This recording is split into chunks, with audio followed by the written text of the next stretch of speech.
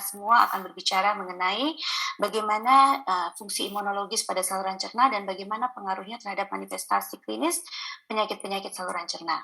Acara pada pagi hari ini terselenggara dalam rangka memperbanyak lagi pengetahuan mengenai saluran cerna kita, karena kita tahu bahwa dalam praktek sehari-hari pasien sering mengeluh tentang ada rasa tidak nyaman pada perut atau yang kita kenal sebagai dispepsia, dan ini sering menjadikan problem di mana pasien menjadi traveling patient yang pindah dari dokter satu ke dokter lain karena ketidakpuasan akan terapi yang didapatkan, sehingga kita sebagai dokter mungkin perlu memikirkan alternatif kausal lain yang bisa menjadi penyebab adanya perasaan tidak nyaman pada sistem gastrointestinal. Salah satunya adalah ketidakseimbangan probiotik dan alergi makanan. Sehingga pagi hari ini kami mengadakan webinar yang membahas masalah tersebut. Baiklah, tanpa menunda waktu, kita akan masuk langsung ke pembicara yang pertama pada pagi hari ini, yaitu beliau adalah mengetengahkan persoalan tentang peran mikrobiota usus terhadap saluran cerna ditinjau dari perspektif imunologi saluran cerna. Sebentar, saya akan membacakan CV dari beliau.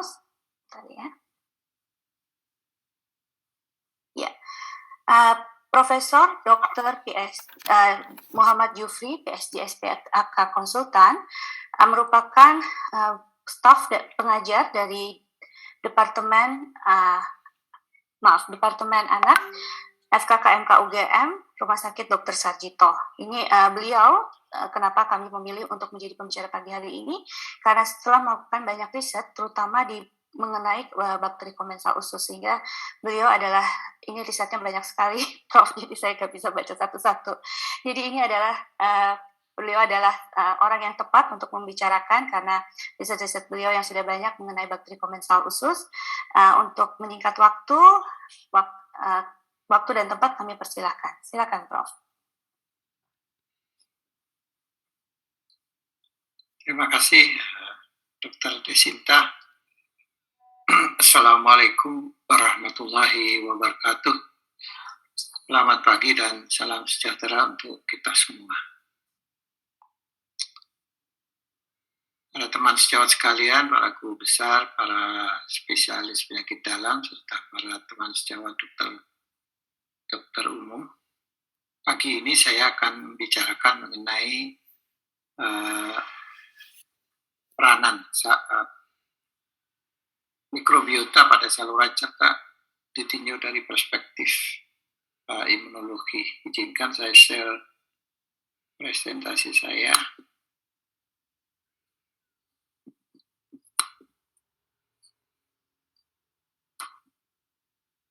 Sudah terlihat ya? Ya. Jadi judulnya adalah peran mikrobiota usus terhadap kesehatan saluran cerna ditinjau dari perspektif imunologi saluran cerna.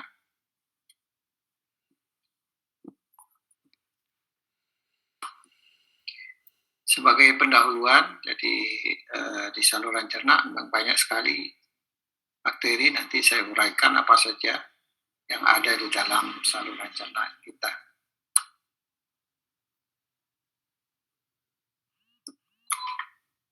Izinkan saya pakai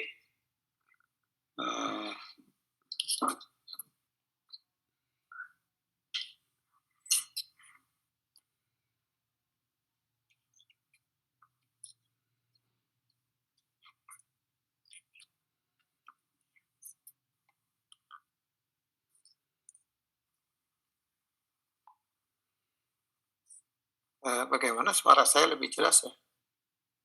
Ampun, Prof, sangat jelas. Lebih jelas ya?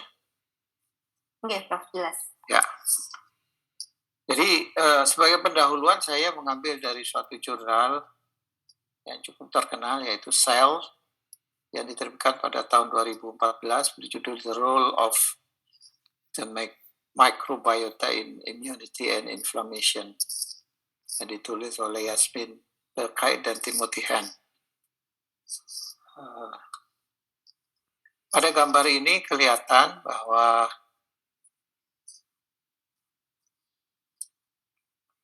ini yang disebut dengan mucosal firewall. Jadi semacam dinding pertahanan ya. Mengapa disebut demikian? Karena kita mempunyai saluran cerna yang ada epitelnya di sini ya. Di atas epitel itu ada mukus. Nah, mukus ini adalah sebagai barrier pertama yang memisahkan antara rumen atau bakteri yang ada di sini dengan jaringan tubuh. Ya. Nah, di bawah mukus ini ada epitel, di mana fungsi epitel ini selain juga barrier, dia mengeluarkan antimikrobial peptida ya. Peptida yang bersifat antimikrobial seperti bakterisin dan lain sebagainya. Jadi dia juga sebagai barrier. Nah, sedangkan apabila ada bakteri kamensal secara alamiah masuk ke dalam jaringan, maka di sini sudah ada makrofag, ya, sel imun yang akan segera merespon komensal yang masuk dengan cara innate respon. Ya. Nah, apabila ada komensal antigen komensal yang lain, itu akan ditangkap oleh dendritic cell. Ini bentuknya seperti ini, dendritic cell, ya, di mana ini akan di capture dan pecah-pecah dan serta dipresentasikan dengan bantuan dari CD103, CD11 dan dendritic cell masuk ke dalam sistem limfatik ya. Di sini diperkenalkan dan kemudian ada respon dari sel-sel respon imun lain ya. Di mana ini akan memacu Treg diregulasi, di mana deregulasi ini akan memacu sel B yang akan memproduksi sekretori IgA ya. Sekretori sebetulnya masih belum sekretori IgA dulu baru melewati epitel sehingga menjadi sekretori IgA ya. Nah, apabila ada komensal lain, ini juga akan memacu di capture oleh dendritic cell dan maju Treg ya, dan dia mengeluarkan cytokine T-helper 1 dan T-helper 17 yang tujuannya juga untuk memacu B cell menghasilkan sekretori IgA. Sedangkan komensal spesifik itu akan di capture oleh dendritic cell di lamina propria dan kemudian menyebar ke jaringan limfoid ya. Jadi istilahnya di sini dalam imunologi dendritic cell yang sudah mengcapture, menangkap bakteri itu homing.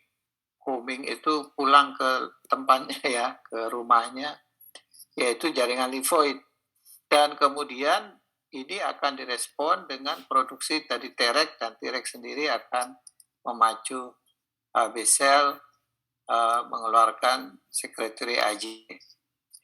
Mungkin agak rumit ya kalau belum pernah baca imunologi, tapi sedikit demi sedikit dari gambar ini mungkin bisa dipahami ya. Nah, fungsi lain adalah bahwa proses ini akan berpengaruh kepada homeostasis dan inflamasi ya.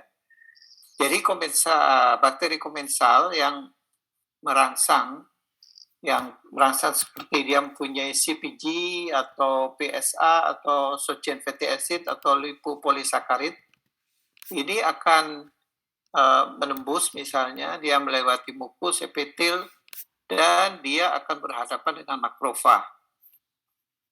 Ini akan memproduksi, menginjus keluarnya interleukin 10 yang akan memacu produksi Treg. Secara direct dia juga akan memacu Treg ya. Dan jalan lain dia di-capture atau ditangkap oleh dendritic cell di sini yang akan mengeluarkan sitokin tumor growth factor yang dia akan memacu Treg. Treg ini tadi seperti tadi disampaikan bahwa akan maju T17 juga ya, TH17 ya, dan B-cell ya, TH17 interleukin 20 dan akan memacu B-cell sekretor IgA. Sedangkan epitel sendiri dia akan menghasilkan antimikrobial peptida yang menghambat bakteri komensal di sini. Sebagai efektor dari proses inflamasi ini adalah sel T dan B, yaitu dengan cara apabila ada rangsangan dari bakteri komensal, dia akan maju semacam adaptor ya di sini dan maju sel-sel monosit di sini yang mengeluarkan cytokine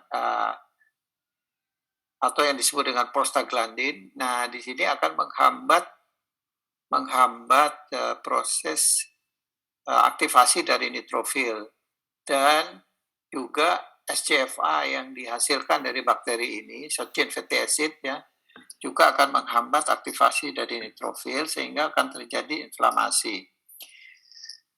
Tetapi neutrofil sendiri dengan adanya inflamasi dia akan mengeluarkan sitokin yaitu tumor necrosis faktor alfa di sini dan oksidatif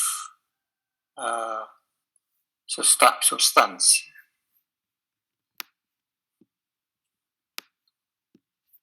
Nah, ini adalah fungsi lain dari mikrobiota di dalam saluran cerna. Dia bisa beralih fungsi, mulai dari bakteri yang bersifat mutualistik atau sebagai komensal, atau dia sebagai parasit atau patogen.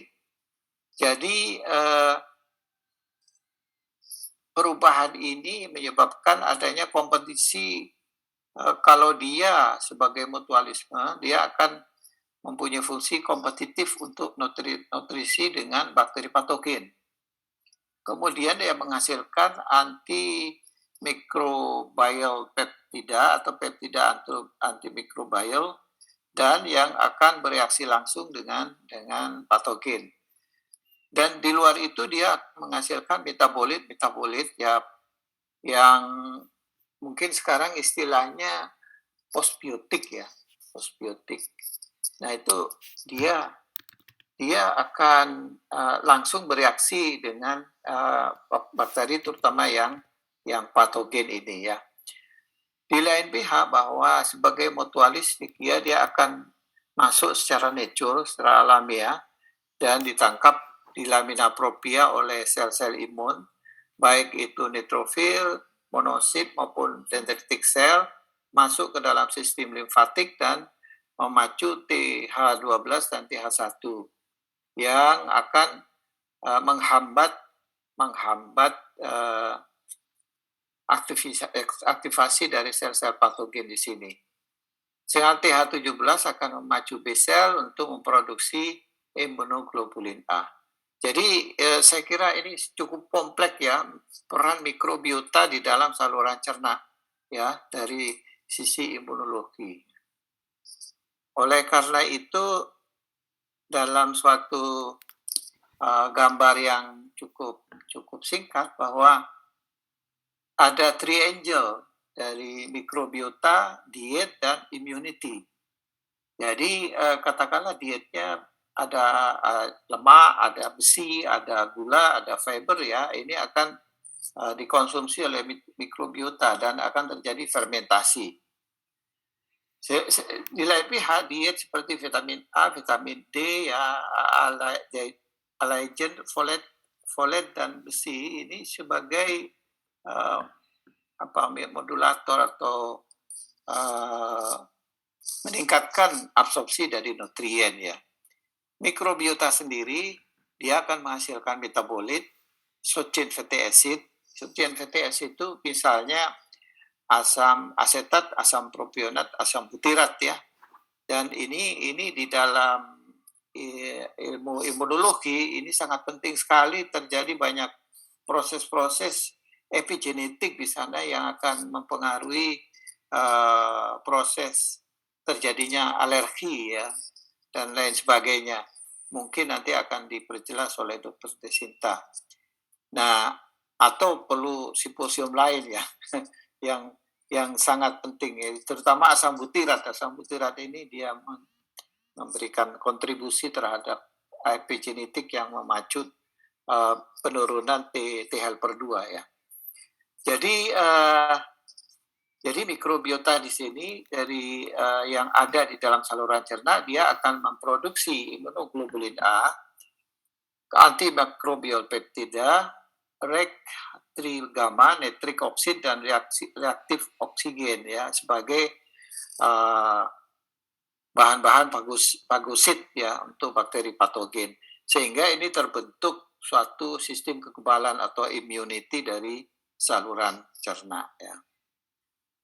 Untuk itu saya akan masuk ke hal lain, yaitu yang akan saya sampaikan saluran cerna dan fungsinya, mikrobiota usus, bagaimana sejarahnya, komposisinya, faktor yang pengaruhi, manfaatnya, serta ada istilah dysbiosis.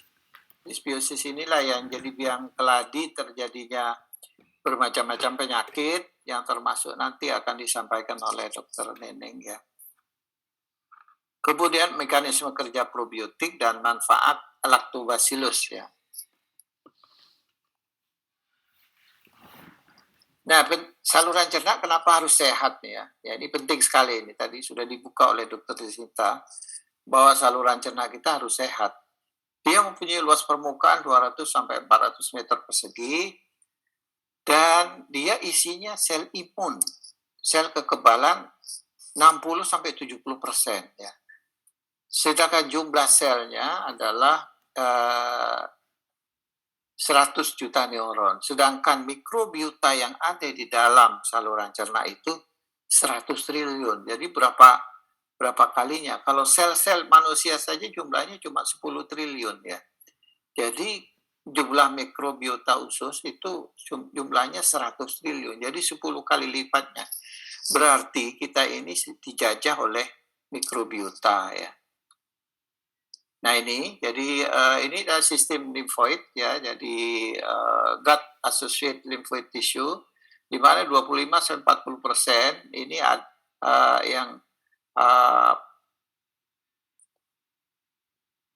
terdiri dari limfoid tissue pada saluran cerna ya. Jadi bisa kita lihat mulai dari atas sampai ke bawah bagian tubuh. Nah sekarang fungsi saluran cerna sendiri sebagai original ya genenya, yaitu pertama dia fungsinya digestion and absorption, jadi mencerna dan menyerap sehingga akan ada metabolisme di sini. Kemudian fungsi sistem kekebalan, jadi karena ada mikrobiota di sini akan memacu sistem yang tadi saya sudah dijelaskan ya, dan akan terjadi proteksi dan toleransi. Jadi proteksi terhadap bakteri patogen, toleransi terhadap makanan-makanan yang mestinya tidak direspon. Di sini terjadi proses kalau terjadi kelainan pada sistem imun, maka terjadi intoleransi atau dia tidak tahan terhadap protein tertentu sehingga muncul reaksi alergi ya. Kemudian hal yang lain yang penting adalah komunikasi otak dan usus. Jadi gut-brain axis ya, ini yang menimbulkan rasa nyaman dan mempengaruhi kognisi dan perilaku dari manusia. Pada percobaan-percobaan yang sudah kita lakukan, ternyata ada beberapa seperti misalnya ADHD, kemudian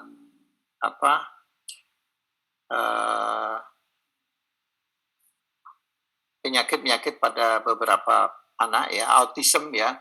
Ini ada hubungannya dengan mikrobiota, dari mikrobiota saluran cerna. Sehingga ini harus seimbang, harus sehat saluran cerna, sehingga sistem saluran cerna yang seimbang akan memberikan pertumbuhan proteksi yang sehat. Ya. Nah, mikrobiota saluran cerna sendiri disebut sebagai superorganisme, ya seperti tadi saya sampaikan. Jumlah 10 kali lebih banyak dari sel manusia dan beratnya 1,5 sampai 2 kilogram. Apa saja yang mikrobiota, perkembangannya bagaimana sih? Ini mulainya sejak tahun ya buyut-buyut kita, jadi 1800-an ya. Ini ditemukan, kemudian dia berkembang terus sampai pada tahun 2000. Di sini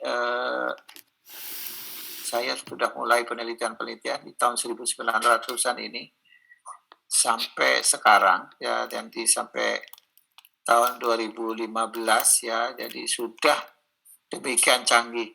Perlu saya sampaikan bahwa dulu yang percaya adanya mikrobiota ini hanya orang Asia ya, karena orang Asia banyak yang menemukan, terutama di Jepang ya. Jadi Shirota itu mendapat hadiah Nobel untuk penemuan strain yang dia namakan Shirota. Waktu tahun 2000-an, jadi saya belajar di Amsterdam Eagle Center, mereka sama sekali tidak percaya adanya probiotik, sama sekali. Sekarang berbalik 180 derajat. Mereka berbondong-bondong meneliti mengenai mikrobiota ini ya, dihubungkan dengan bermacam-macam penyakit. Ini adalah komposisi mikrobiota, ada Firmicute, ada Bacteriaceae ya. Kalau kita lihat ada genomnya, ada spesiesnya, ada strain-nya ya. Jadi mungkin film yang dominan yaitu Firmicute dan Bacteroides ya. Jadi 90%. Jadi bakteri Commissea ini memainkan peran penting dalam ekstraksi, sintesis, dan penyampaian nutrisi, metabolit termasuk asam empedu, lipid, asam amino, vitamin, dan asam lemak rantai pendek. Jadi ini memang sangat mempengaruhi metabolisme di dalam tubuh kita. Ya. Nah, bagaimana perkembangannya? Sebetulnya mikrobiota yang ada di kita ini sekarang itu berasal pada saat ibu hamil, ya bumil. Pada saat ibu hamil, ternyata ada translokasi, bukan translokasi, transmisi, bukan transmisi ya, kalau transmisi. Dia menembus plasenta dan bisa sampai ke janin, yaitu penemuan yang paling baru. Oleh karena itu, ibu hamil harus higienis. Jadi kalau tidak higienis, maka dia akan memberikan bakteri-bakteri yang tidak menguntungkan atau bakteri patogen pada janinnya. Pada saat lahir, ini ditentukan jenis lahirnya juga. Jadi kalau di sini ini kalau di sini masih dikatakan steril, tetapi pada saat lahir sudah bersentuhan.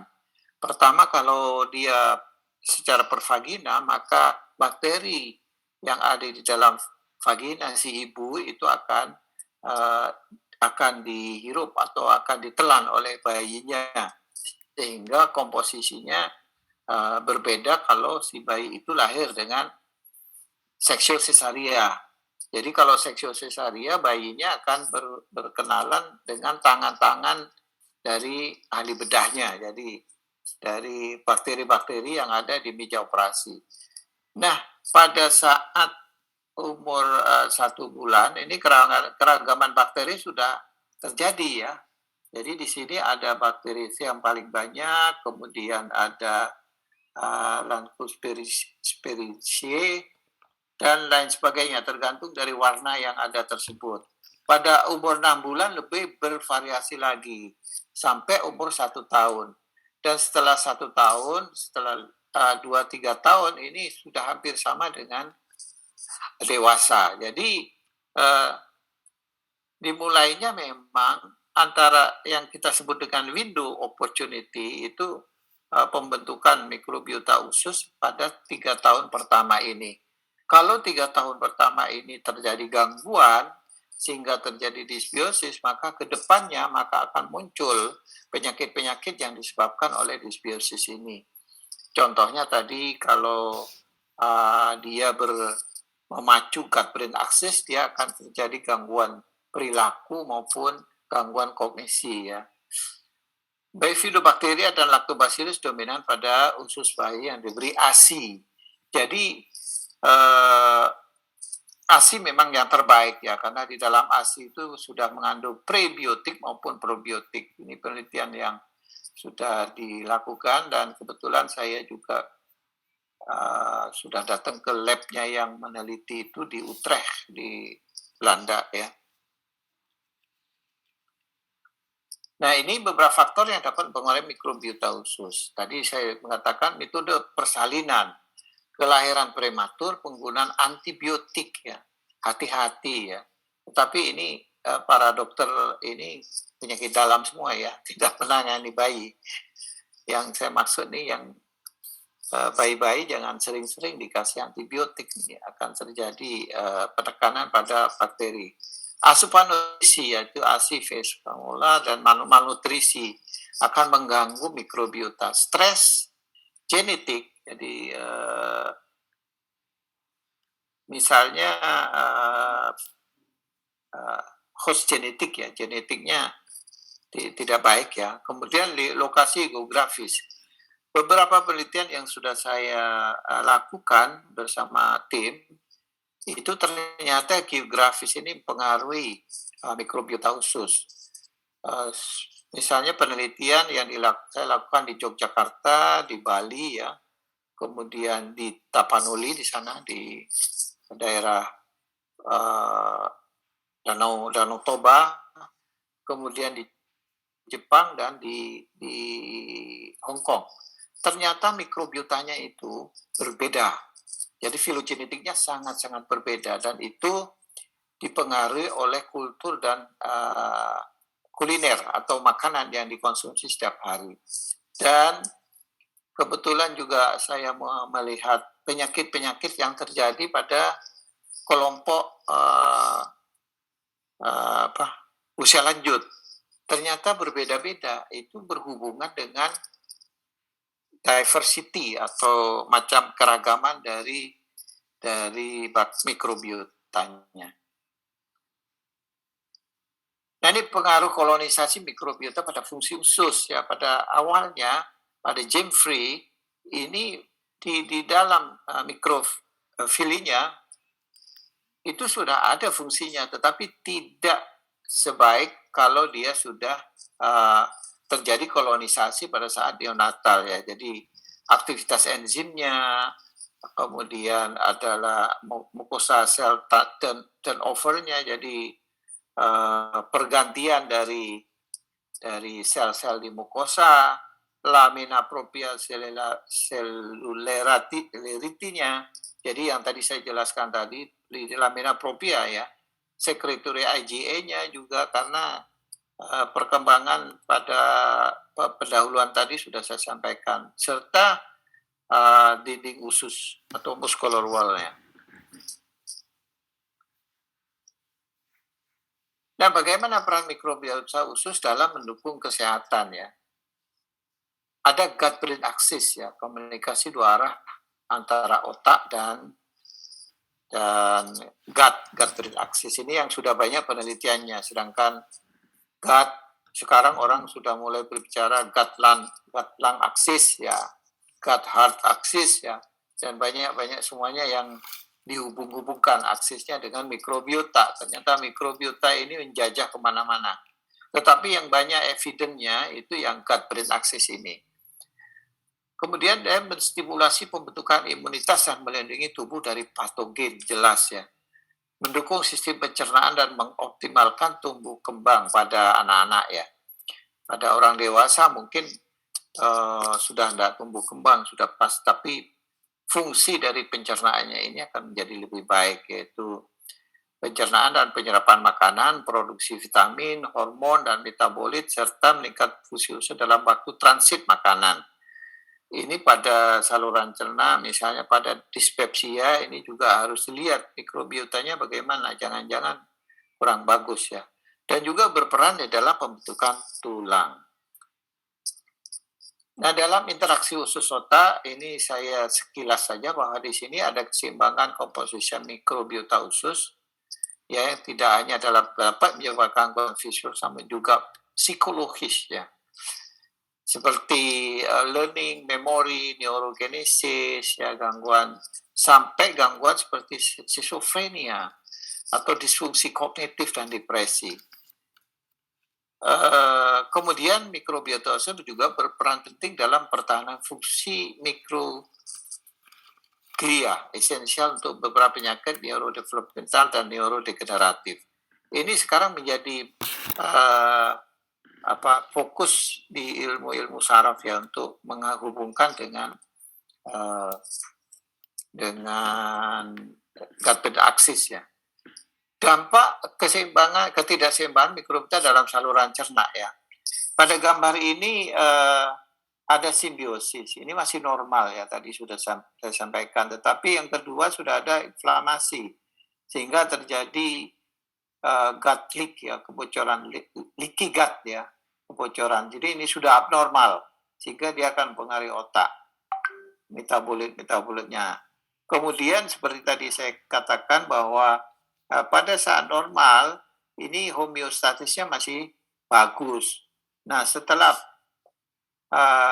ada perubahan dysbiosis, maka akan terjadi translokasi bakteri-bakteri di dalam lumen ke dalam jaringan tubuh sehingga banyak terjadi gangguan-gangguan seperti infeksi khusus jadi enteritis ya dan lain sebagainya. Dan juga dengan adanya kebocoran atau leaky gut banyak bakteri translokasi dan banyak protein dengan bobot molekul yang tinggi itu masuk ke dalam darah dari leaky gut ini.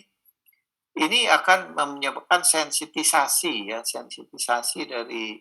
dari proses alergi yang akan menjadi baik hipersensitif tipe 1, tipe 2, tipe 3 ataupun 34. Kalau tipe 1 akan menjadi alergi ya. Tapi kalau 2, 3, 4 itu akan menjadi autoimmune disease. Ya contohnya di sini ada IBD ya, inflammatory bowel disease, ini salah satu autoimmune disease. Celiac disease ya, tapi ini kita tidak punya. IBS ya, ini adalah orang-orang yang mengalami sakit perut tapi tidak diketahui sebabnya ya, irritable bowel syndrome, kegemukan, obesitas, diabetes ya, maupun alergi ya atau asma. Ini sudah ada buktinya semua ya. Nah, bagaimana kalau ini pada bayi ya? Jadi saya tidak terlalu ini bahwa di bayi pada umur 0 sampai 1 tahun akan memacu terjadinya FGID atau Functional Gastrointestinal Disorder, seperti anaknya akan menjadi gumoh, akan menjadi alergi protein susu sapi ya, atau akan menjadi kolik, ya, infantil kolik, atau konstipasi, bahkan diare ya. Jadi ini pada bayi ya. Nah, saya skip aja. Nah, bagaimana komposisi mikrobiota sebetulnya pada anak normal dan malnutrisi? Dari penelitian yang ya saya kerjakan juga ini dan sudah publikasi di mikroorganisme jurnal, bahwa pada yang undernutrition itu filogenetiknya berbeda ya daripada anak normal. Kita bisa lihat di sini komposisi dari bakterinya. Pada anak normal itu Actinobacteria, Bacteroides, Bacteroideaceae, Bacteroideaceae lebih tinggi, Rhinococcus dan lebih tinggi. Sedangkan pada anak undernutrisi, Putibacteria lebih tinggi pada kelompok undernutrition. Jadi sangat tampak sekali bedanya ya. Ini juga filogenetik lain yang digambarkan di sini, bahwa pada anak normal itu yang gambar merah, jadi lebih ke arah ke situ, sedangkan yang undernutrisi yang hijau. Jadi filogenetiknya memang berbeda sekali ya.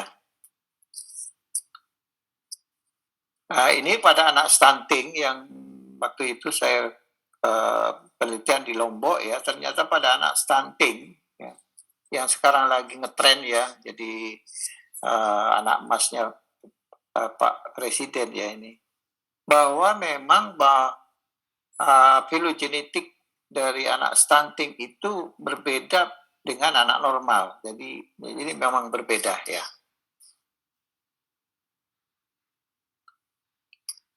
Nah, bagaimana kerja probiotik?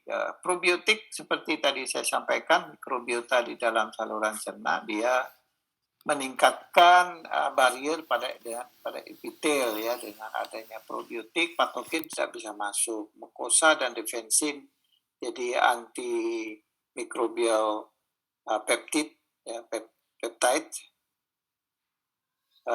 ini berperan. Kemudian yang kedua, meningkatkan isi intestinal, mukosa intestinal, sehingga ini sangat bagus untuk penyerapan.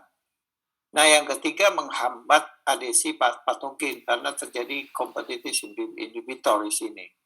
Yang keempat, kompetitif dengan mikroorganisme patogen ya. Yang kelima, memproduksi antimikrobial substan atau peptides, sehingga dia akan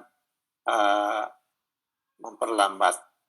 Apabila secara natur dia masuk, dia akan di-capture oleh dendritic cell dan akan memacu sel-sel imun lainnya seperti makrofag untuk mengeliminir ya, serta memproduksi cytokine seperti interleukin 10 yang akan memacu dendritic cell menjadi immature dendritic cell dan makrofag ya. Serta yang terakhir, modulasi sistem imun. Jadi saya kira ini sudah jelas peran dari probiotik ya. Ini lactobacillus ya. Jadi saya ambil contoh lactobacillus. Ternyata lactobacillus di sini bisa memodulasi mikrobiota, pelengkapan intestinal epithelium, produksi metabolit, dan bermanfaat untuk meningkatkan kesehatan, neuromodulasi entrik, sistem saraf entrik, dan modulasi respon imun dan inflamasi, serta meningkatkan fungsi barrier, mucosal barrier atau firewall, mucosal firewall ya, dan mencegah terjadinya leaky gut, mikrobiotanya tidak translokasi, serta berikan imunomodulator. Sehingga dari presentasi yang pendek tadi saya bisa simpulkan dua kesimpulan. Usus adalah organ kompleks dengan 60-70% imunitas ada di saluran cerna. Ini sangat tinggi. Mikrobiota usus berperan penting dalam kesehatan saluran cerna dan tumbuh kembang pada anak ya, pada orang dewasa, mempertahankan kesehatan ya. Keseimbangan mikrobiota saluran cerna dapat berdampak pada tumbuh kembang anak yang baik maupun fisiologis maupun psikologis. Sedangkan pada orang dewasa mencegah terjadinya penyakit-penyakit yang disebabkan karena dysbiosis ya. Saya kira itu yang bisa saya sampaikan, Dr. Desinta. Terima kasih atas perhatiannya. Assalamualaikum warahmatullahi wabarakatuh. Waalaikumsalam warahmatullahi wabarakatuh. Terima kasih Prof untuk paparannya yang sangat lengkap, sehingga kita jadi mengetahui bahwa ternyata usus kita memegang peranan penting dalam mempertahankan keseimbangan kekebalan tubuh yang kalau tidak seimbang maka akan bisa melilit ke beberapa penyakit-penyakit. Baik, kita akan masuk ke pembicara kedua, itu saya sendiri. Saya mohon izin untuk share screen. Iya. Oh, maaf ini. Ya.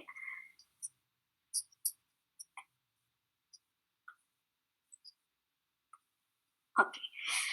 Ya, baiklah, ini untuk topik kita yang kedua, karena tadi Prof sudah banyak berbicara mengenai probiotik. Sekarang kita akan maju sedikit tentang, tadi Prof menyebutkan bahwa ketidakseimbangan bakteri komensal atau mikroba usus itu akan bisa menimbulkan suatu kondisi yang kita sebut sebagai atopi, atau dalam hal ini secara spesifik mengenai alergi makanan.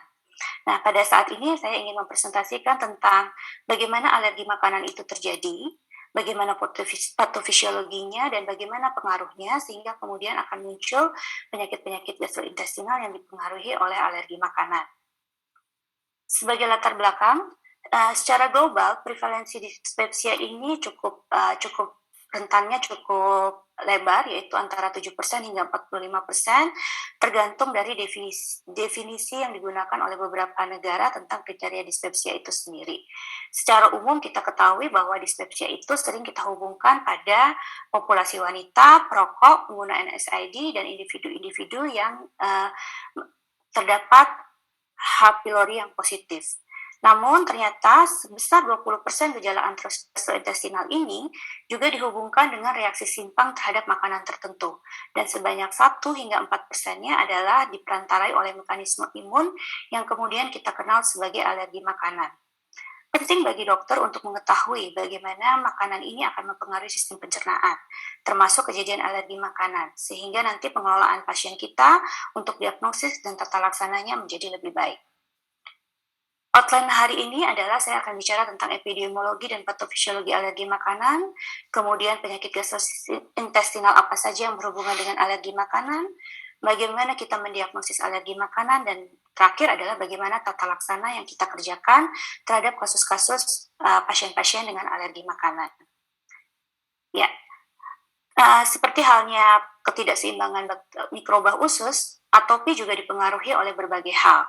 Seseorang cenderung untuk muncul sebagai atopi atau manifestasi alergi itu dipengaruhi banyak hal. Salah satunya tadi sudah banyak dipaparkan oleh Prof. Jufri mengenai ketidakseimbangan mikrobiota, dan ini dipengaruhi oleh banyak hal, dari cara lahirnya baik sesar atau versus dari vagina, atau kemudian dari pola makanan yang didapat pada waktu masih bayi, misalnya pemberian susu formula versus dari pemberian ASI, kemudian tempat tinggal tadi, Prof. Jufri juga sudah menyebutkan antara mereka yang tinggal di perkotaan dan kemudian yang meninggal di pedesaan, dan kemudian pemberian antibiotika.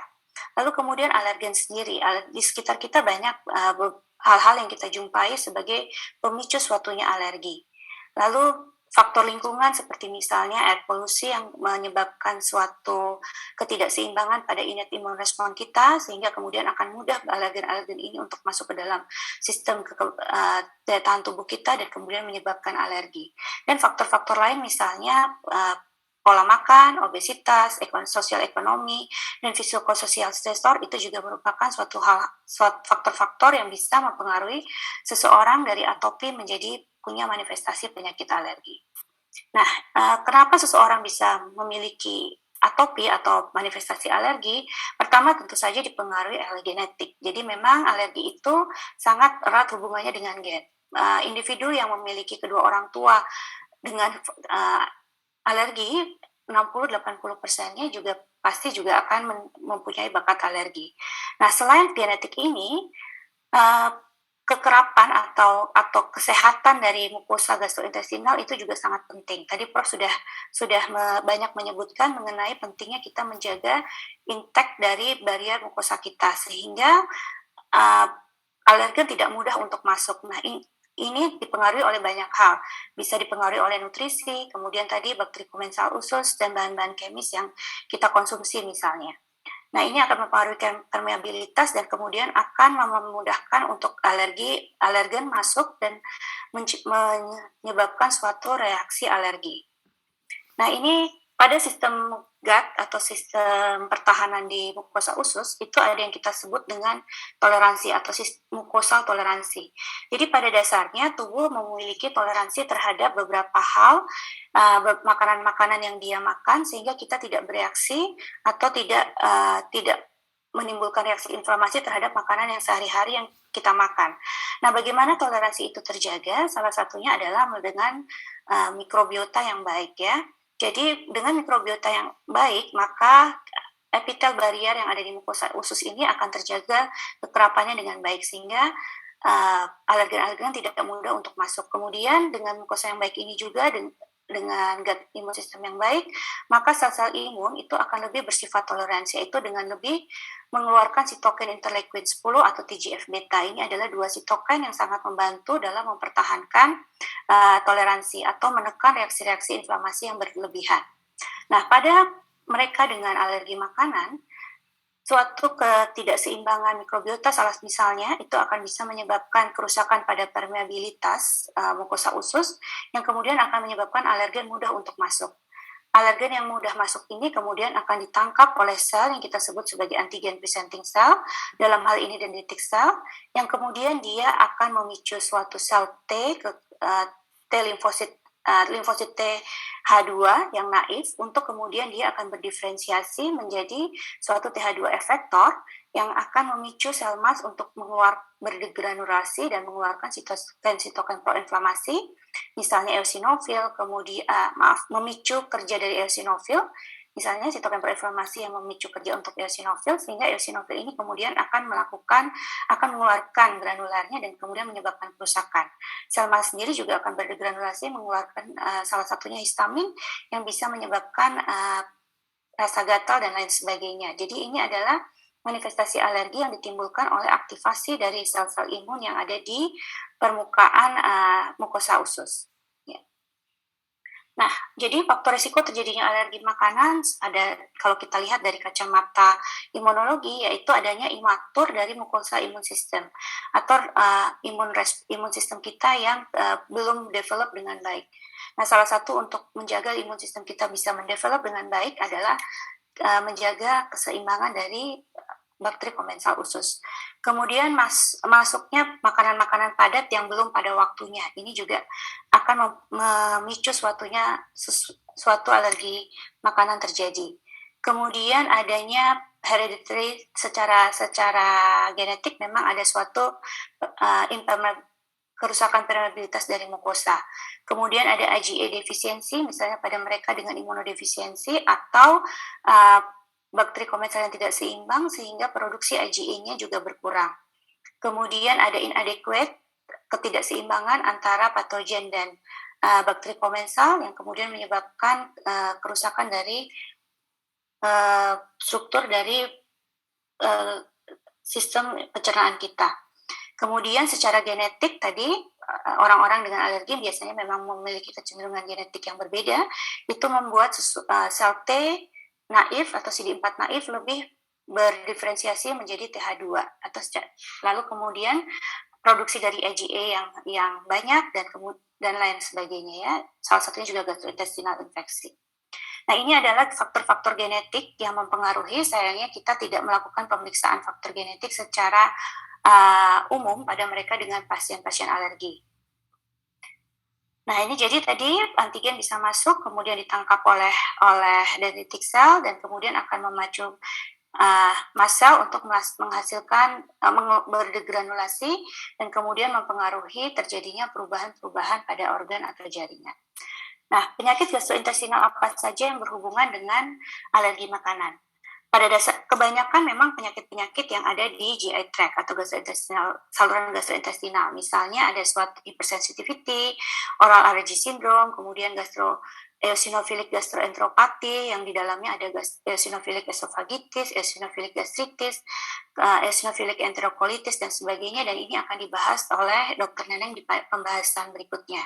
Juga ada beberapa penyakit autoimun yang pada gastrointestinal tract yang juga bisa juga dipengaruhi oleh suatu food allergy. Lalu kemudian pada sistem respiratori, jadi alergi makanan juga bisa mempengaruhi sistem respiratori, misalnya adanya rinitis, asma, alveolitis, dan sebagainya. Pada kulit kita juga sering mendapatkan pasien dengan urtikaria yang dipengaruhi oleh food allergy, dan penyakit kardiovaskular juga ternyata berhubungan dengan food allergy, beberapa yaitu misalnya vaskulitis atau systemic anaphylaxis. Nah, pada sistem pencernaan sendiri sebetulnya untuk alergi ini dibagi dua. Ada yang IgE mediated, ada yang non-IgE mediated. IgE mediated atau hipersensitif tipe 1 itu kebanyakan kita dapatkan pada kasus-kasus alergi makanan dengan manifestasi misalnya anafilaksis atau hypersensitivity enteropati atau eosinophilic gastrointestinal disorder yang tadi banyak sekali ini. Nanti mungkin sedikit akan dibahas oleh Dr. Neneng. Kemudian non-IgE mediated seperti tadi yang disebutkan Prof. Jufri itu banyak mempengaruhi kejadian autoimun pada gastrointestinal tract seperti misalnya IBD atau penyakit celiak. Nah, ini sedikit mengenai salah satu contoh bagaimana alergi makanan bisa menyebabkan suatu manifestasi penyakit saluran gastrointestinal, dalam hal ini eosinophilic gastritis. Jadi tadi makanan yang masuk atau yang bersifat alergen ini akan ditangkap oleh oleh IPC dan kemudian akan mengaktifasi sel T dan sel mast, menghasilkan sitokin-sitokin pro-inflammatory yang kemudian akan salah satunya adalah berfungsi untuk meningkatkan aktivitas eosinofil dan rekrutmen eosinofil ke saluran cerna, dan kemudian eosinofil ini akan mengeluarkan sitokinnya lagi dan kemudian mengeluarkan perforin atau granulisin, dan akibatnya akan menyebabkan suatu injury pada lapisan mukosa ini. Nah, inilah yang kemudian akan menyebabkan gejala dispepsia, misalnya vomiting, diare, dan kemudian misalnya edem pada saluran cerna. Jadi ini salah satu contoh bagaimana food allergy itu bisa membuat manifestasi penyakit saluran cerna. Nah, ini adalah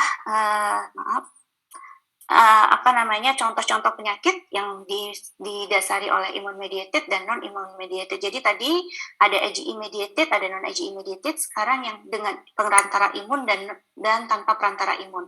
Jadi masih ada juga problem-problem di saluran gastrointestinal yang sebetulnya tidak ada atau tidak berhubungan dengan kerja dari sistem imun. Misalnya keracunan makanan atau pseudo allergic reaction. Nah, sekarang bagaimana kita mendiagnosis alergi makanan? Jadi yang pertama biasanya yang kita jumpai adalah adverse food reaction-nya dulu. Muntah, mual, kemudian diare, dan sebagainya. Nah, ini kemudian kita berpikir apakah ini immune mediated atau non-immune mediated. Dari non-immune mediated kita singkirkan dulu penyebabnya, misalnya apakah ada lactose intolerance misalnya, atau apakah pasien mengkonsumsi obat-obatan yang bisa mempengaruhi saluran cerna, apakah pasien memakan makanan-makanan yang kemungkinan mengandung toksin. Contohnya misalnya kita ada istilah scombroid fish toxin, ini biasanya pada makanan-makanan Jepang ya, di mana kita makan produk-produk laut yang mengandung scombroid, ini juga akan menghasilkan suatu reaksi atau idiopatik. Nah, kalau ini tidak ada dari anamnesis kita, maka kita kemudian berpikir apakah ini suatu immune mediated. Dalam hal ini reaksi alergi yang bisa diperantarai IgE atau non IgE atau kecampuran dari keduanya. Misalnya IgE mediated itu sering kita mendapatkan reaksi adverse reaction akibat makanannya, selain mual, muntah, atau diare juga disertai urtikari, misalnya seperti itu. Atau non-IgE mediated, misalnya ada entropati, celiac disease, IBD, dan sebagainya. Atau campuran, misalnya pada pasien eosinophilic gastroenteritis. Dan kadang-kadang untuk suatu adverse food reaction itu tidak hanya IgE mediated atau non-IgE mediated, juga bisa cellular mediated atau reaksi hipersensitivitas tipe 4.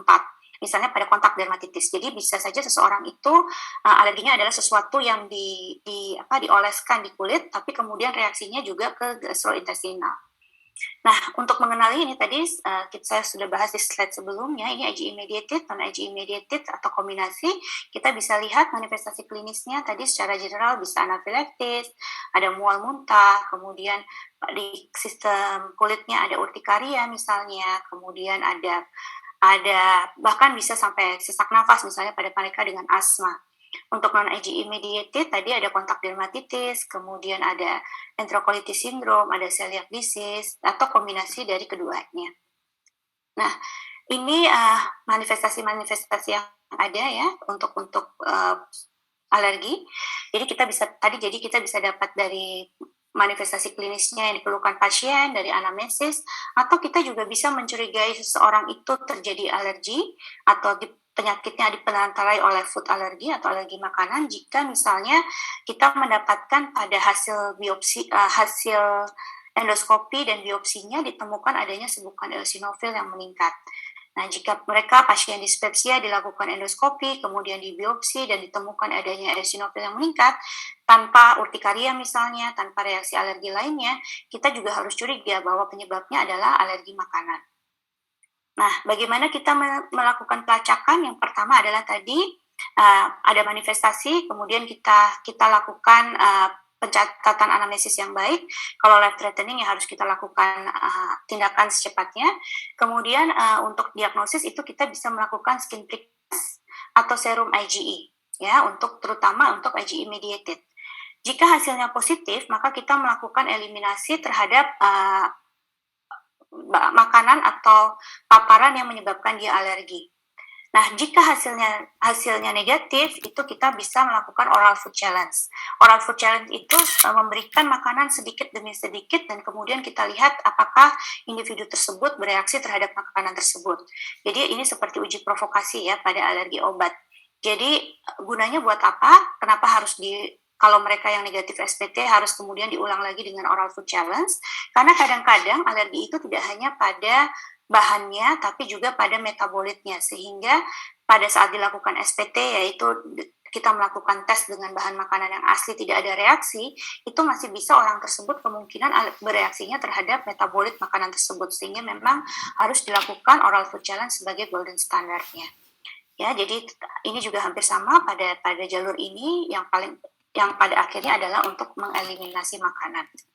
Nah, skin prick test itu memiliki sensitivitas 80%, jadi cukup baik, dengan spesifitas 50%. Nah, masing-masing makanan itu memiliki sensitivitas dan spesifitas yang sebetulnya berbeda. Dan ini kita harus perhatikan betul-betul, artinya pada saat kita melakukan SPT dan hasilnya negatif itu belum tentu betul-betul negatif. Tapi pada beberapa makanan ada yang memiliki sensitivitas yang cukup tinggi. Misalnya makanan-makanan alergenik ini memiliki sensitivitas yang cukup tinggi untuk melakukan skin prick test.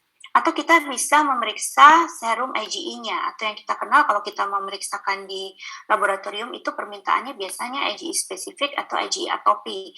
Maka kita akan mendapatkan hasil seberapa besar serum IgE spesifik terhadap makanan atau barang-barang alergen di sekitar kita. Nah, ada cross reaction dari antara makanan dengan alergi lain. Misalnya, mereka yang alergi terhadap kiwi, kemudian alergi terhadap chestnut ini seperti kenari ya, pisang, apokat itu ternyata juga memiliki cross reaction terhadap latex. Jadi mereka yang alergi latex ada kemungkinan juga alergi terhadap makanan tersebut atau vice versa, terbalik ya. Dan ini juga makanan-makanan lain yang memiliki cross reaction ya. Nah, sekarang tata laksananya bagaimana?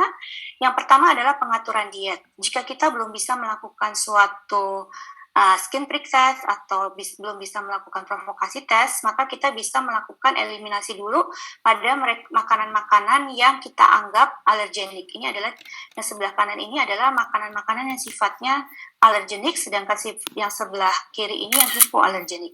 Jadi kita bisa melarang pasien satu-satu untuk mengurangi makanan yang alergenik ini. Tapi ini memang sedikit effort ya, agak berat. Jadi biasanya lebih baik kita melakukan skin prick test sehingga kita akan lebih pasti menentukan makanan apa yang mereka harus eliminasi atau di-avoid. Nah, kemudian medikamentosa sama seperti halnya alergi lain, kita bisa berikan antihistamin, kortikosteroid, formulin, ketotifen, dan epinefrin pada kondisi-kondisi anafilaksis. Jadi menariknya di sini, justru pada suatu gejala dispepsia yang disebabkan oleh alergi makanan, penyebabnya pengobatannya adalah kortikosteroid. Kita kadang-kadang takut untuk memberikan kortikosteroid pada pasien-pasien dispepsia karena kita khawatir adanya NSAID induce. Nah, untuk itu perlu dibuktikan bahwa dispepsia ini adalah berkaitan dengan food allergy, sehingga kalau terbukti maka steroid sebetulnya bisa diberikan. Lalu tadi prevensinya untuk food allergy, Prof sudah banyak mengupas misalnya tentang pemberian ASI eksklusif ya pada sejak bayi, yaitu minimal 4-6 bulan. Lalu kemudian menghindari pemberian makanan padat. Tadi jadi besar molekul yang semakin besar itu juga akan merangsang alergi lebih cepat. Jadi pemberian makanan padat ini harus dihindari sebelum waktunya. Jadi setelah waktu yang ditetapkan bahwa baru boleh diberikan makanan padat. Dan kita juga menghindari bahan-bahan yang alergenik seperti telur, kacang maupun ikan. Kemudian pada ibu-ibu dengan riwayat alergi, itu kemungkinan anaknya juga akan memiliki genetik alergi, maka dianjurkan ibu-ibu tersebut untuk menghindari mengkonsumsi makanan yang alergenik selama kehamilan dan menyusui. Namun poin ketiga ini masih menjadi banyak perdebatan. Ada yang bilang ini harus dikerjakan, ada yang bilang justru diberikan. Jadi ini masih banyak perdebatan mengenai yang ketiga ini, apakah kita akan memberikan makanan yang alergenik atau tidak terhadap ibu hamil. Lalu yang terakhir adalah konsumsi probiotik. Tadi sudah dibahas oleh Prof. bagaimana pengaruh dari probiotik terhadap kesehatan saluran cerna kita. Nah, pada mereka, ini studinya sudah banyak ya, pada wanita hamil dan menyusui dengan riwayat alergi dan kemudian hamil, itu sebaiknya diberikan konsumsi probiotik. Dalam hal ini yang sudah banyak penelitiannya adalah Lactobacillus GG atau Lactobacillus rhamnosus untuk diberikan selama mereka hamil dan kemudian menyusui. Nah, strategi terapi di masa depan juga masih dipikirkan untuk food allergy ini. Yang pertama adalah imunoterapi, yaitu dengan memberikan rangsang peptid yang memicu imun respon lebih ke arah tolerogenik. Ini juga sedang dipikirkan. Tapi saat ini salah satunya adalah pemberian probiotik tadi. Jadi karena probiotik tadi adalah suatu bahan yang juga akan memicu respon tolerogenik. Kemudian pemberian anti-IgE, reseptor antagonis terhadap sitokin TH2. Kita tahu tadi bahwa alergi itu lebih banyak drivingnya ke arah TH2 dibanding sel TH lainnya. Kemudian rekayasa struktur makanan alergenik. Jadi kita merekayasa makanan-makanan dengan sifat alergenik yang tinggi tadi, sehingga kalau dikonsumsi itu menjadi lebih bisa dimakan. Jadi buat orang-orang yang alergi dia lebih aman untuk dimakan. Tapi ini kelihatannya masih jauh ya. Lalu kemudian desensitisasi. Saat ini sebetulnya sudah dicobakan desensitisasi. Desensitisasi ini paling banyak memang dilakukan pada alergi tumor rumah misalnya, tapi untuk desensitisasi makanan juga beberapa dicobakan, yaitu dengan memberikan makanan sedikit demi sedikit dengan dosis yang sudah diatur, dengan jadwal yang sudah diatur. Tujuannya adalah untuk membuat individu yang alergi menjadi lebih toleran terhadap makanan tersebut. Tapi ini memang agak susah untuk dikerjakan juga, karena biasanya orang-orang dengan alergi makanan tidak hanya alergi terhadap satu makanan, tapi terhadap banyak makanan. Yang terakhir adalah DNA vaccination. Ini juga masih dalam research, yaitu dengan memberikan vaksinasi di mana hampir sama seperti sekarang dengan AstraZeneca ya. Jadi memberikan vaksinasi DNA yang kemudian akan lebih memicu sel T untuk lebih ke arah Treg dibanding TH2.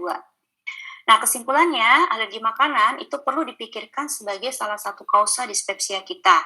Individu-individu atopik yang disertai dispepsia itu perlu dilacak ke arah keterlibatan eosinofil serta kemungkinan alergi makanan sebagai kausanya. Individu atopik yang saya maksud di sini adalah mereka dengan riwayat rinitis, kemudian dengan asma, dengan riwayat urtikaria, dan kemudian jika datang ke dokter dan mengeluh perutnya terasa tidak nyaman atau ada dispepsia, maka kita perlu memikirkan bahwa keluhan perutnya ini juga berhubungan dengan alergi.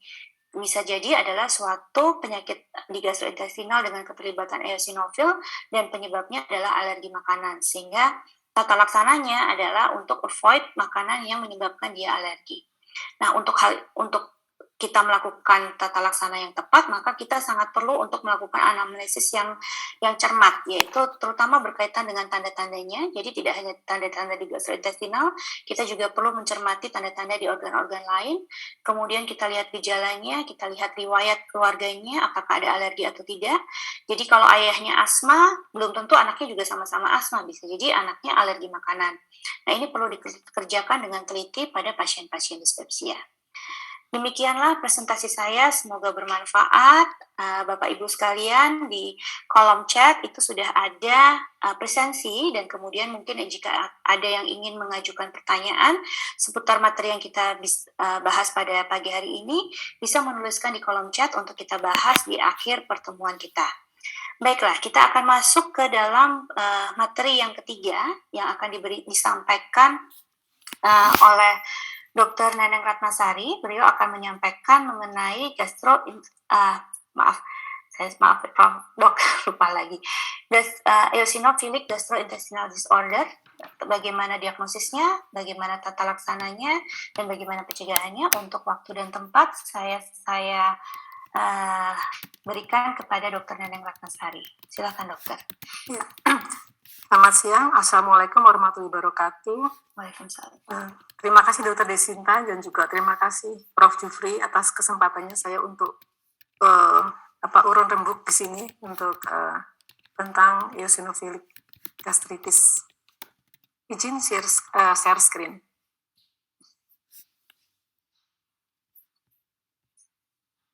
Silakan, Dokter.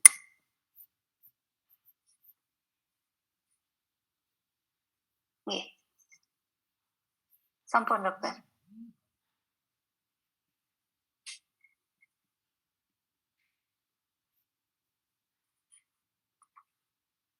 Sudah terlihat nih, Dr. Desinta? Sampun. Sampun, ya. Baik, untuk judul yang akan kami sampaikan di sini tentang gastritis eosinofilik, tapi mungkin nanti dalam pembahasannya tentang sekaligus sebenarnya dengan gastroenteritis eosinofilik ya, supaya karena gaster tanpa duodenum itu sepertinya kurang ada kaitannya, jadi kami jadikan satu. Untuk pendahuluan, di sini gastroenteritis eosinofilik ditemukan pertama kali oleh Kajeser tahun 1937, di mana di situ beliau menemukan adanya suatu gastritis, gastroenteritis, dan enteritis serta kolitis, di mana di situ ditemukan adanya sebaran eosinofil di dalam pemeriksaan histopatologinya. 10 tahun terakhir dilaporkan bahwa insidensinya sekitar 28 per 100.000 per tahun, di mana semakin tahun meningkat insidensinya dikarenakan adanya suatu tambahan atau diagnostik penunjang yang semakin berkembang. Di mana di sini dikatakan bahwa kejadiannya paling sering pada bayi, anak-anak, dan dewasa, di mana dewasa di dekade ketiga dan di dekade keempat. Infiltrasi eosinofil merupakan salah satu penanda adanya suatu inflamasi di dalam dinding atau mukosa dari gastrointestinal yang menyebabkan terjadinya inflamasi. Simptom biasanya overlap dengan simptom dispepsia di sini dan juga simptom dengan abdominal pain, ya, di mana adanya suatu nyeri abdomen, nausea, vomitus, diare, dan jadi penurunan berat badan. Nah, di sini yang mungkin sebagai penanda adanya suatu gastroenteritis eosinofilik ini sering terjadi adanya suatu penurunan berat badan karena adanya penurunan turunnya protein dari yang dibuang melalui feses. Dan di sini sebagian besar adalah underdiagnosed.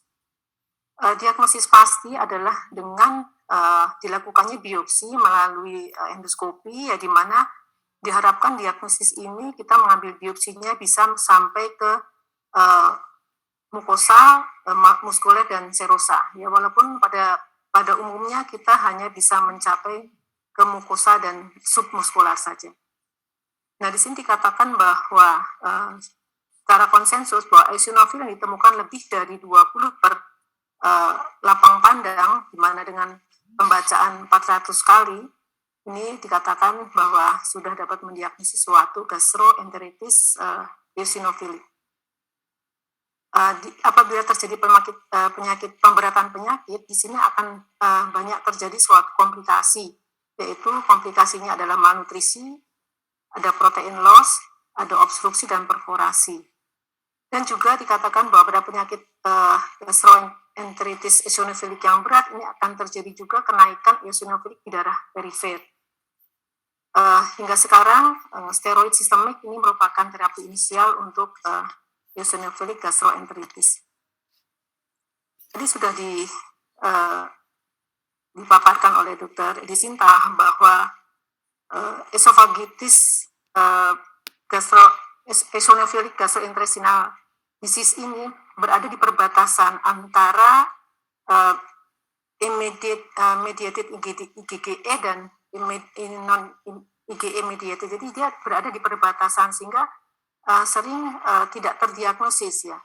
Contohnya di sini pada pasien IBD, mungkin keluhan tidak membaik dengan treatment yang diberikan. Ternyata di sini ada keterlibatan darah imunoglobulin E, jadi tidak ada tidak ada pemeriksaan atau treatment untuk imunoglobulin E. Yang di sini salah satunya adalah adanya suatu penumpukan eosinofil di gastrointestinal.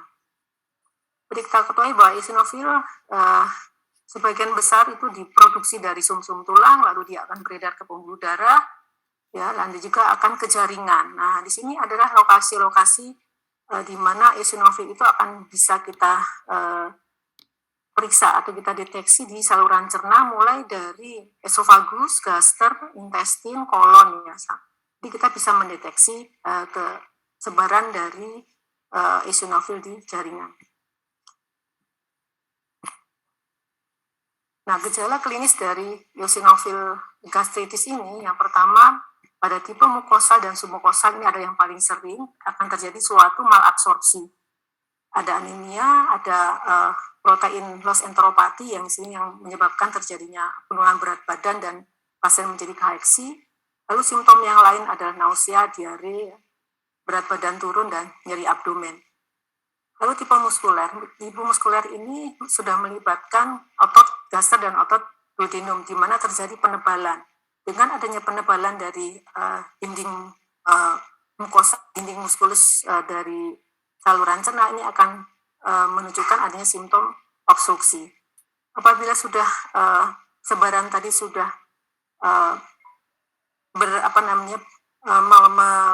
melibatkan tunika serosa, sehingga akan terjadi suatu asites eosinofilik ya, walaupun sangat jarang.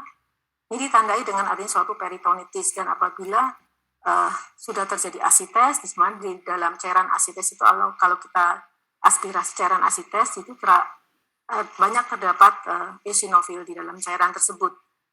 Ya, di sini adalah keterlibatan dari food allergy. Jadi istilah food allergy ini juga dia akan mengaktifasi T-cell ya, di mana nanti akan mengaktifasi sitokin proinflamasi yang nanti akan menyebabkan terjadi suatu eosinofilik ya, hematopoiesis yang di mana di sini nanti akan juga terjadi sebaran eosinofil tadi dalam dinding gastrointestinal. Nah, di sini tadi sudah tadi kalau dia hanya mukosa saja ya akan terjadi kaheksi, tapi kalau sudah sampai ke muskuler akan terjadi suatu obstruksi ya. Kriteria gastroenteritis eosinofilik yang pertama kita harus menentukan bahwa ada simptom gastrointestinal, walaupun nanti overlap dengan simptom-simptom dispepsia atau simptom IBD. Lalu secara pemeriksaan histopatologi terbukti adanya infiltrasi eosinofilik di satu atau lebih area saluran cerna. Jadi mungkin saja tidak hanya di esofagus, mungkin juga ada di gaster, mungkin ada di duodenum ya, atau mungkin juga ada di small intestine sampai dengan kolorektal. Lalu juga di sini harus mengeksklusi penyebab terjadinya hipereosinofilia pada jaringan saluran cerna. Juga harus kita eksklusi. Nah, ini adalah algoritma yang bisa kita adopsi ya, bahwa tadi secara klinik pasien tadi sudah ada keluhan ya, dengan atau tanpa hipereosinofilia, ya kita lihat apakah keluhannya diare, malabsorpsi, lalu apakah ada tipenya tipe abdominal pain. Ya. Di sini memang kita wajib melakukan pemeriksaan endoskopi karena kita harus mendapatkan jaringan biopsi dari mukosa. Ya. Untuk screening mungkin kita bisa melakukan pemeriksaan penunjang seperti ultrasound atau CT scan, yaitu terutama pada pasien-pasien yang mengalami gejala obstruksi atau perforasi. Ya. Dari sini dari hasil pemeriksaan biopsi dari endoskopi atau dari pemeriksaan jaringan pada saat pasien tersebut dilakukan operasi, kita akan menentukan seberapa banyak sebaran eosinofil pada jaringan saluran cerna tadi. Bila didapatkan lebih dari 20 ya, itu dengan pembesaran 400 kali ini, itu sudah harus kita buat suatu diagnosis suspek dari gastroenteritis eosinofilik. Kemudian kita juga harus mengeksklusi penyebab terjadinya hipereosinofilia, yaitu dengan menentukan dari hitung eosinofil di perifer ya, untuk menentukan apakah memang ini murni dari esofagitis eosinofil yang di saluran cerna, atau dia dari penyakit lain. Ini harus dieksekusi karena ada overlap juga dengan penyakit yang lain. Lalu kalau memang ini tidak ada ya negatif, berarti itu memang suatu eosinophilic gastroenteritis, itu sudah bisa kita tetapkan. Untuk klasifikasi eosinophilic gastroenteritis ini berdasarkan pemeriksaan patologi ya. Di sini memang ada grouping ya, di sini grup A di mana ini ada polyenteric tipe, grup B monoenteric tipe, dan grup C hingga kelas 2, dan ini grup A dan grup B. Nanti bisa dibaca sendiri bahwa di sini yang penting adalah tadi bahwa diagnosis dari eosinophilic ini ditetapkan berdasarkan sebaran dari eosinophilic lebih atau sama dengan 20 eosinofil per HPF ya, dengan pembesaran 400 kali, di mana di sini harus dipastikan adanya eosinophilic crititis, degranulasi eosinophilic makro dan mikro abses, atau adanya ekstensi dari infiltrat eosinophilic ke dalam muskulat. Nah, di sini ada beberapa perbedaan di antara para klinisi ya. Di sini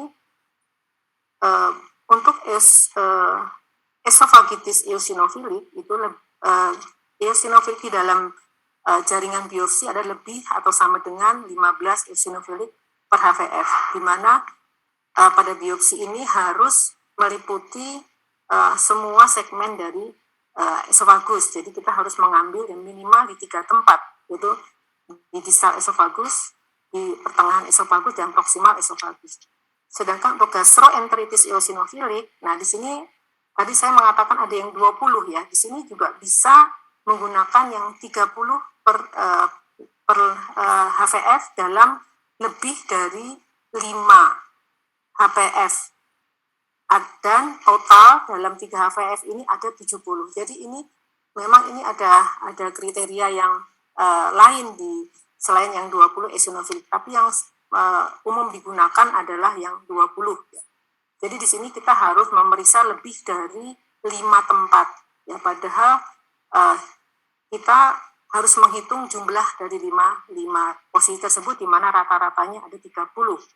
Kalau yang di sini dari 3 tempat kita harus mendapatkan lebih dari 70 ya. Tapi terus terang kami sebagai endoskopis itu kami biasanya maksimum membiopsi di gaster itu adalah sekitar 4 ya, atau 5 saja sudah terlalu banyak ya. Ini adalah gambaran gastritis eosinophilic ya. Di sini kita lihat bentuknya mirip sekali seperti gastritis erosif ya, atau gastritis ulcer gitu ya. Tetapi di sini yang khasnya adalah ini ada semacam seperti peninggian dari mukosa ya, lalu di tengahnya ada ulcer, dan yang khas lagi adalah ini multiple, tempatnya multiple, dan yang khas lagi adalah seperti cincin di sini ya. Jadi ada ring seperti cincin, dan ini adalah salah satu khas dari eosinophilic gastritis atau eosinophilic esophagitis ya, atau yang eosinophilic duodenitis. Nah, di sini adalah yang esofagus ya. Jadi gambarannya mirip seperti ada ini, dan mungkin juga ada hanya bentuk seperti putih-putih akantosis seperti ini, juga kita harus curiga adanya suatu eosinophilic. Ya, ini adalah contoh antragastritis. Apabila ini adalah gambaran endoskopi, dan apabila kita lihat menggunakan kapsul endoskopi, di sini akan terlihat adanya suatu edema dengan erosi yang multiple ya. Di sini ini adalah gambaran dari kapsul endoskopi. Ini adalah daerah antrum. Jadi di sini pada sehariannya kami bisa mengambil 2 ya, biopsi di antrum dan 2 biopsi di korpus. Ini adalah daerah korpus ya. Dan kalau seandainya ada di duodenum, kami juga harus mengambil 2 sampel di duodenum. Untuk algoritma, nah ini adalah algoritma yang menggunakan 30 ya. Tadi kan kita menggunakan yang 20, ini yang menggunakan 30. Ini algoritma treatment. Kalau treatmentnya pada dasarnya sama ya. PPI sebagai first line terapi ya, empiric terapi. Nanti kalau tidak membaik baru kita bergeser ke pemberian obat-obat biologic agent atau steroid ya.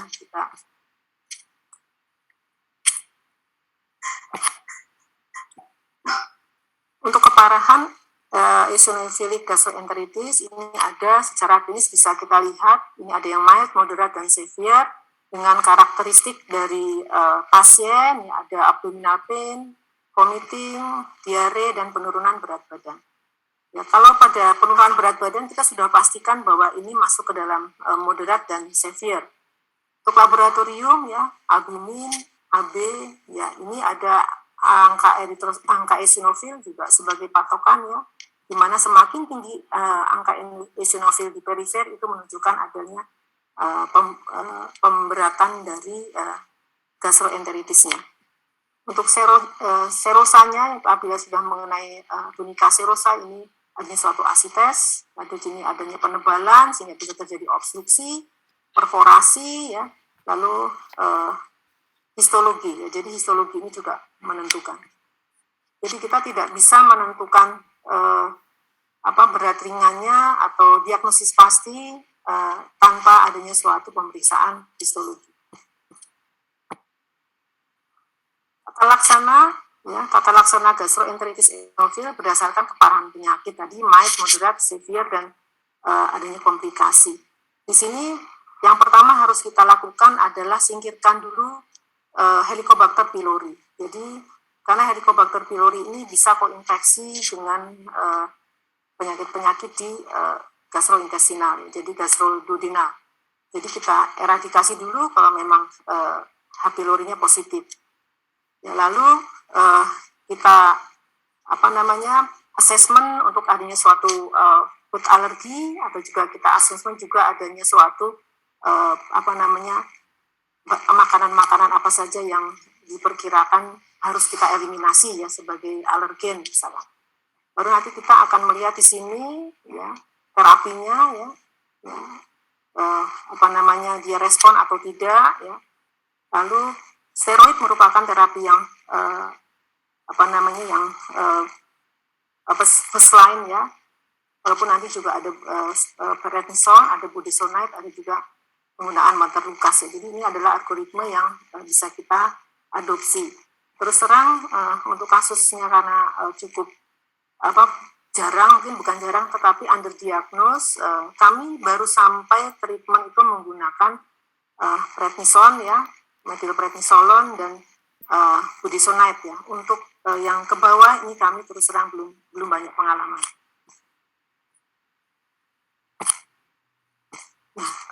Untuk simpulan atau ringkasan pada presentasi saya siang hari ini, bahwa gastroenteritis eosinophilic ini seringkali underdiagnosed dan underreported, jadi sehingga sebetulnya kasusnya lumayan ada, tetapi memang overlap dengan diagnosis dispepsia. Diperlukan komunikasi yang baik antara klinisi, endoskopis, dan patologis. Jadi ini kuncinya adalah di pemeriksaan patologi. Jadi kalau kita tidak memeriksa biopsi dengan meminta untuk tadi pemeriksaan eosinofil di jaringan, ini mungkin juga akan terlewat ya. Masih dibutuhkan penelitian untuk tata laksana diagnosis dan terapeutik pada gastroenteritis eosinofilik. Diagnosis baku emas dari gastroenteritis eosinofilik adalah hitung eosinofilik ya pada biopsi gastroduodenal. Jadi yang umum diadop di internasional adalah menggunakan lebih dari 20 HPF dengan pembesaran 400 kali. Tata laksana eosinofilik berdasarkan simptom ya. Yang pertama, yang kedua ada pemeriksaan histologik dari terbukti adanya infiltrasi eosinofil di satu atau lebih area saluran cerna. Jadi mungkin saja tidak semua, jadi mungkin hanya di esofagus saja, atau mungkin esofagus dan small bowel misalkan, ini mungkin saja di satu atau beberapa. Jadi ini kita bisa mendiagnosis suatu eosinophilic gastrointestinal. Lalu juga jangan lupa adalah mengeksekusi penyebab adanya hipereosinofilia di luar jaringan saluran cerna dan di dalam saluran cerna. Saya rasa ini yang bisa saya sampaikan. Saya serahkan kembali kepada moderator Dr. Sinta. Terima kasih. Mohon maaf jika ada kekurangan. Assalamualaikum warahmatullahi wabarakatuh. Waalaikumsalam warahmatullahi wabarakatuh. Terima kasih atas paparannya Dr. Neneng. Para hadirin sekalian, mungkin saya ingin mengingatkan bahwa di kolom chat itu ada link untuk presensi yang nanti akan ditukarkan dengan sertifikat. Lalu kemudian mungkin sekedar informasi saja. Pada saat ini, Divisi Alergi Imunologi FKKMK UGM bekerjasama dengan Divisi Gastroenterologi itu sedang melakukan penelitian untuk melihat pola mikrobiota usus, karena ini informasinya memang masih sedikit di Indonesia, terutama dan orang dewasa, untuk melihat pola mikrobiota usus pada pasien-pasien gastroenteritis eosinofilik dan gejala alergi makanan. Sehingga saya sangat berharap, karena tadi betul yang disebutkan Dr. Neneng, bahwa diagnosis gastroenteritis eosinofilik ini kebanyakan adalah underdiagnosis. Jadi kasusnya sebetulnya banyak mungkin di sekitar kita, tapi kita kurang waspada atau kurang alert bahwa ini kemungkinan penyebabnya alergi makanan. Jadi saya sangat berharap pada teman sejawat yang pada saat ini sedang menyaksikan webinar kita pada pagi hari ini, jika mendapatkan kasus pasien-pasien atopik disertai dispepsia atau rasa tidak nyaman dengan perut, terutama yang bersifat kronis, untuk mungkin bisa mengirimkan atau merujuk ke Rumah Sakit Dr. Sarjito untuk kemudian kita akan melakukan pemeriksaan endoskopi, tes alergi makanan, dan pemeriksaan mikrobiota usus, sehingga kita dapat informasi yang lebih lengkap mengenai penyakit tersebut. Baiklah, saya lihat di kolom chat ini juga sudah banyak sekali pertanyaan-pertanyaan. Mungkin panitia bisa membantu untuk menampilkan di layar pertanyaan-pertanyaan apa saja yang sudah diberikan. Baik, itu di kolom chat ada informasi mengenai penelitian kami, mungkin bisa dilihat ya. Iya. Di slideshow, oke. Terima kasih, saya akan membacakan pertanyaan yang pertama dari Dr. Fitri, Yogyakarta. Ingin bertanya kepada Prof. Yusri, bagaimana cara mengkonsumsi probiotik yang baik dan berapa lama mengkonsumsinya, Prof? Kemudian, satu-satu dulu ya, Prof, mau dijawab atau saya bacakan semua? Oh, maaf, Prof. Yusri masih oke. Ya, untuk pertanyaan kedua juga, apakah individu sehat itu perlu suplementasi nggak, Prof? Ya, saya udah lihat nih pertanyaannya. Jadi pertama, terima kasih pada Dr. Fitri dari Yogyakarta. Bagaimana cara mengkonsumsi probiotik ya? Probiotik sebetulnya itu secara alamiah kita sudah dapat ya. Pada saat lahir, kalau ibunya sehat ya, itu kita sudah dapat probiotik, terutama yang pervaginam ya. Yang pervaginam itu langsung dia akan memakan cairan vagina yang mengandung probiotik. Tetapi bahayanya kalau ibunya itu mengalami dysbiosis, jadi dia atau vaginitis. Nah, ini yang masuk bakteri patogen semua. Nah, yang kedua, kalau dia seksio, maka dia akan mendapat probiotik itu dari tangan operatornya ya, jadi kebanyakan patogen. Gitu. Kapan harus mengkonsumsi, bagaimana caranya? Jadi mengkonsumsinya dengan peroral biasanya ya. Jadi peroral pertama, dari kalau bayi yang minum ASI, dari ASI itu sudah mengandung HMO ya, Human Milk Oligosaccharide, itu adalah prebiotik yang menjadi makanan dari probiotik. Probiotik sendiri sudah dibawa dari lahir ya, sehingga kalau dia diberi makanan oleh ASI, dia akan tumbuh berlipat ganda ya. Nah, kecuali memang ada indikasi bahwa ada beberapa bayi-bayi yang perlu diberikan karena dia mengalami gejala-gejala yang mengarah kepada dysbiosis. Ini bisa diberikan dengan cara peroral, yaitu dengan drop. Biasanya ada sediaan yang drop dan bisa ada yang saset ya. Dan sampai berapa lama ya? Sampai kalau probiotik itu kan harus selalu ada ya sampai orang dewasa. Oleh karena itu seumur hidup mengkonsumsi probiotik. Yang kedua dari makanan sehari-hari ya. Jadi makanan sehari-hari itu kita banyak mengandung probiotik sebetulnya. Di UGM sendiri sudah mempunyai penelitian ya, jadi sudah bisa mengekstraksi dari makanan yang bersumber pada susu ya, yang disebut dadeh itu, yang kemudian diberi nama Lactobacillus plantarum DAT13. Itu punyanya UGM. Jadi sekarang sudah diperjualbelikan dalam bentuk bubuk dan mungkin sebentar lagi atau sudah keluar itu dalam bentuk candy, permen coklat ya, candy. Sudah dipakai dalam penelitian-penelitian yang sudah dilakukan pada diare, dan macam-macam. Terakhir pada COVID ya kita lakukan dengan memakai punyanya UGM ini. Nah, yang lain juga bisa ya produksinya, baik itu Bifidobacterium bifidum atau Lactobacillus. Ya.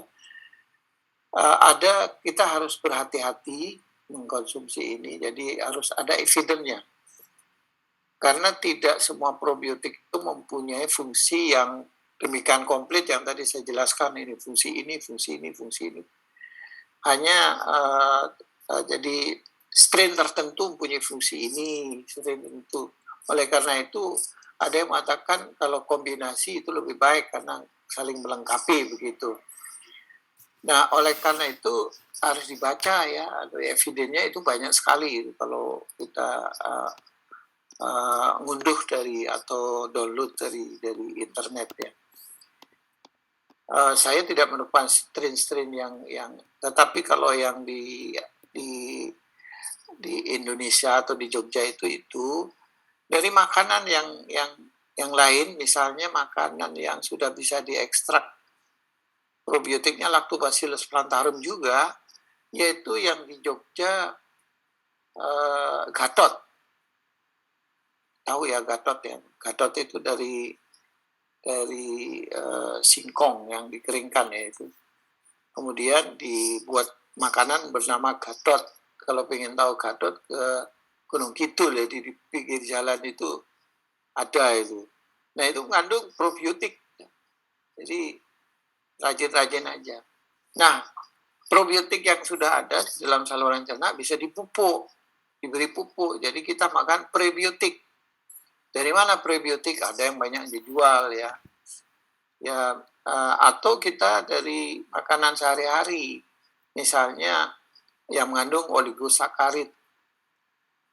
Apel, pisang ya, bengkoang ya, bawang bombay.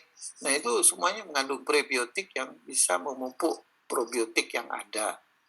Atau kita pergi ke supermarket, di situ banyak sekali produk-produk dari dadeh, yaitu yogurt. Ya. Yogurt itu banyak bentuknya, ada yang bentuk jelly, ada yang bentuk minuman ya, itu bisa dikonsumsi terus. Sampai kita orang dewasa, saya aja sudah mau 70, ini masih mengkonsumsi probiotik ya tiap hari, baik dalam bentuk tablet ya. Jadi dokter Neneng tahu nih tabletnya namanya apa nanti. Kemudian ada yang dalam bentuk itu apa? Yang mengandung Lactobacillus plantarum sirota ya. Jadi Yakult ya, Yakult itu saya minum tuh tiap hari sehingga jarang alergi, padahal saya punya bekat alergi.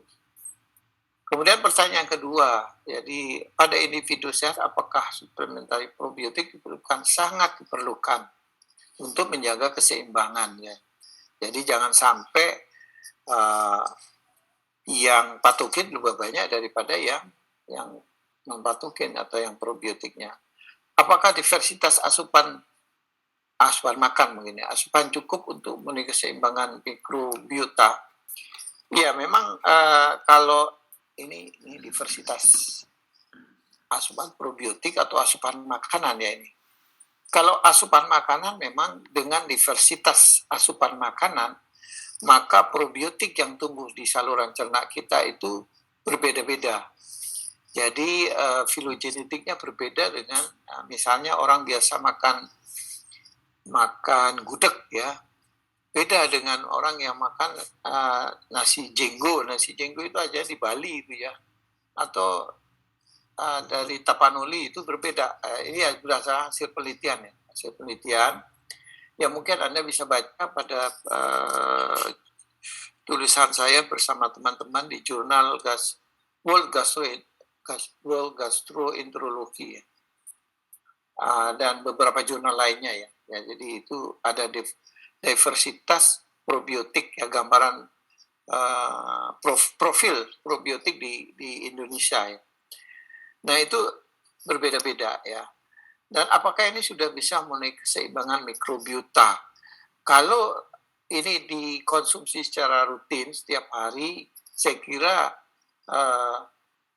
bisa memenuhi keseimbangan mikrobiota, tetapi bentuknya tidak sama, tergantung dari makanan yang dikonsumsi atau mengkonsumsi probiotik yang sudah tersedia di pasaran.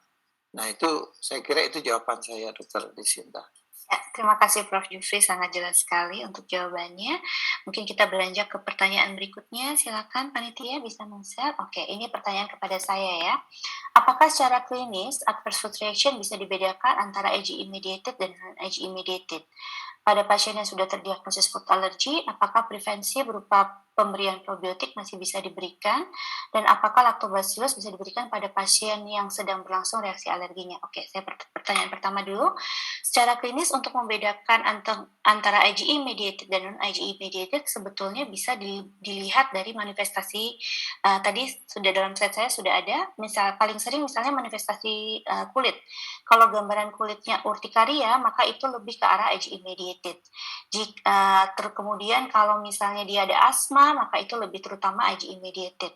Yang non-IgE mediated itu lebih banyak memang pada yang manifestasi autoimun disorder pada saluran cerna. Itu secara klinis. Namun untuk lebih memastikan apakah ini IgE mediated atau non-IgE mediated, maka kita bisa melakukan skin prick test atau PET test. Untuk yang non-IgE mediated kita bisa melakukan PET test, yang untuk IgE mediated kita bisa melakukan skin prick test. Jadi memang paling penting adalah untuk melakukan tes. Lalu kemudian apakah pada pasien yang sudah terdiagnosis alergi makanan, prevensi berupa pemberian probiotik masih bisa diberikan? Jawabannya ya. Jadi biasanya pada food allergy ini ada gangguan pada sistem toleransi mukosa. Nah, sistem toleransi mukosa ini sangat erat hubungannya dengan keseimbangan mikrobiota usus. Salah satunya adalah kekurangan probiotik. Jadi kalau kita memberikan probiotik pada pasien-pasien food allergy, itu diharapkan akan memperbaiki sistem toleransinya, akan memperkuat atau mengeratkan hubungan antar sel atau tight junction yang ada di mukosa, sehingga alergen itu tidak mudah untuk masuk ke dalam sirkulasi darah, tidak mudah untuk tersensitisasi, dan kemudian akibat akhirnya adalah manifestasi food alergi makanannya akan lebih berkurang. Lalu kemudian bisa nggak diberikan pada pasien yang sedang berlangsung reaksi alerginya? Pada dasarnya untuk bisa diberikan, tapi kita memang harus konsentrasi dulu untuk mengatasi reaksi alerginya. Jadi kalau misalnya kita memberikan obat-obatan yang kira-kira akan menekan respon imun misalnya, itu tentu saja untuk rangsangan toleransi juga tidak akan baik untuk dikerjakan. Jadi memang bisa diberikannya bisa, tapi akan lebih baik kalau diberikannya jika kita sudah menata laksana reaksi alerginya dengan baik. Baik, saya rasa untuk jawaban saya cukup. Selanjutnya pertanyaan berikutnya. Iya. Oh iya, ini kepada saya lagi. Maaf ya dok ya, pada pasien dewasa berapa lama eliminasi makanan yang dicurigai penyebab alergi dan kapan boleh diprovokasi kembali? Nah untuk eliminasi makanan ini bisa dikerjakan untuk kita lihat apakah reaksi itu akan membaik atau tidak, itu bisa dilihat hingga 2 bulan paling tidak eliminasi makanan dilakukan. Tapi memang ini agak susah karena penyebab alergi itu sifatnya spesifik. Jadi apa yang kita pikirkan itu alergenik ternyata dia malah bisa alergi terhadap makanan yang hipoalergenik. Jadi memang lebih baik dilakukan tes. Terus kapan boleh diprovokasi kembali? Nah ini jawabannya sebetulnya kalau kita bertanya kepada dokter alergi, jawabannya food avoidance itu adalah food avoidance. Jadi tidak boleh diprovokasi atau diberikan. Untuk melakukan desensitisasi itu sangat berhati-hati dan terus terang saja memang pada desensitisasi pada kasus-kasus food allergy itu tidak sebaik desensitisasi pada alergi tungau, misalnya tungau debu rumah. Jadi untuk provokasi itu tidak dianjurkan untuk ini maksudnya food challenge ya.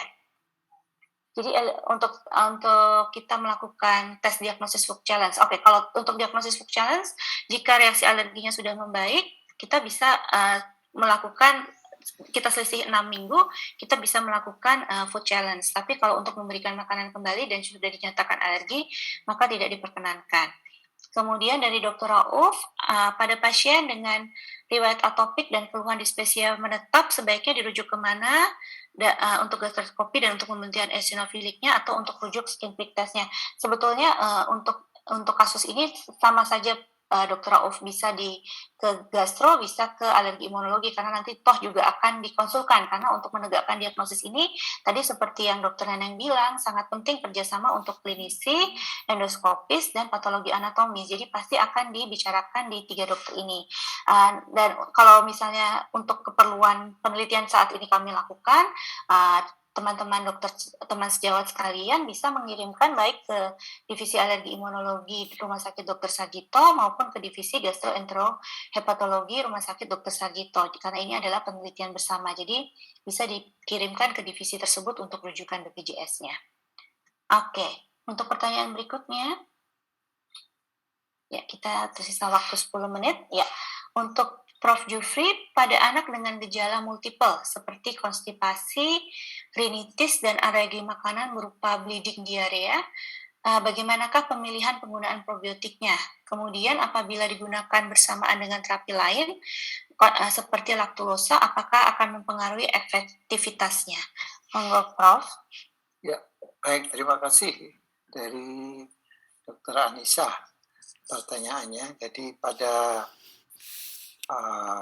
gejala yang bermacam-macam ini ya, konstipasi, rinitis, alergi, atau bleeding diarrhea ya, pada bayi biasanya pada alergi protein susu sapi ya, maka penggunaan probiotiknya sesuai dengan evidence based ya.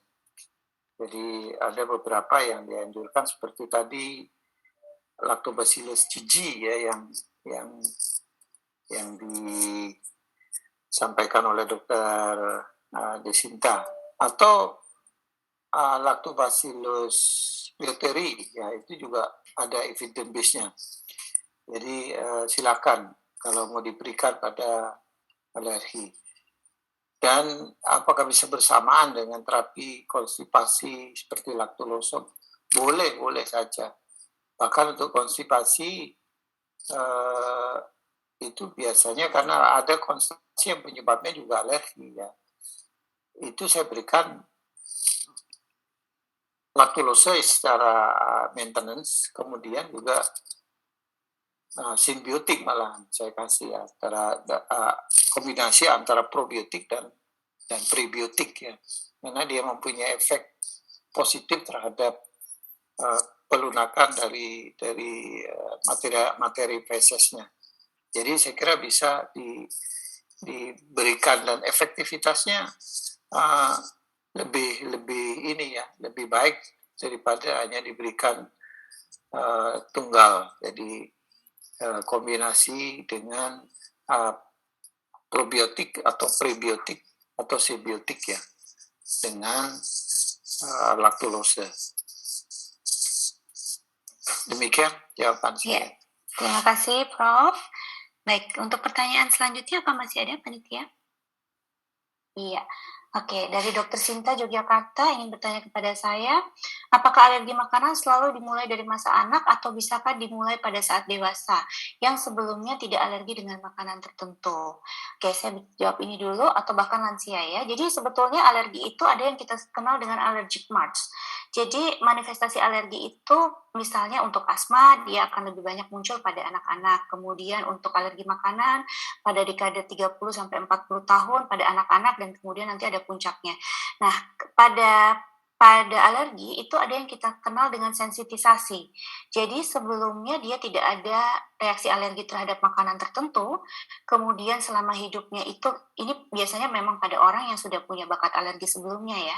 Kemudian dia tersensitisasi jadi makan makanan tersebut secara reguler. Nah, kemudian akhirnya akan terjadi sensitisasi dari sel masnya di mana IgE-nya diproduksi banyak. Nah, pada suatu titik ketika dia makan makanan yang sama, maka akan muncul reaksi alergi. Sehingga sering pasien itu bilang, kenapa dulu kita nggak ada reaksi alergi, kok tiba-tiba sekarang muncul reaksi alergi. Nah, ini adalah salah satu jawabannya.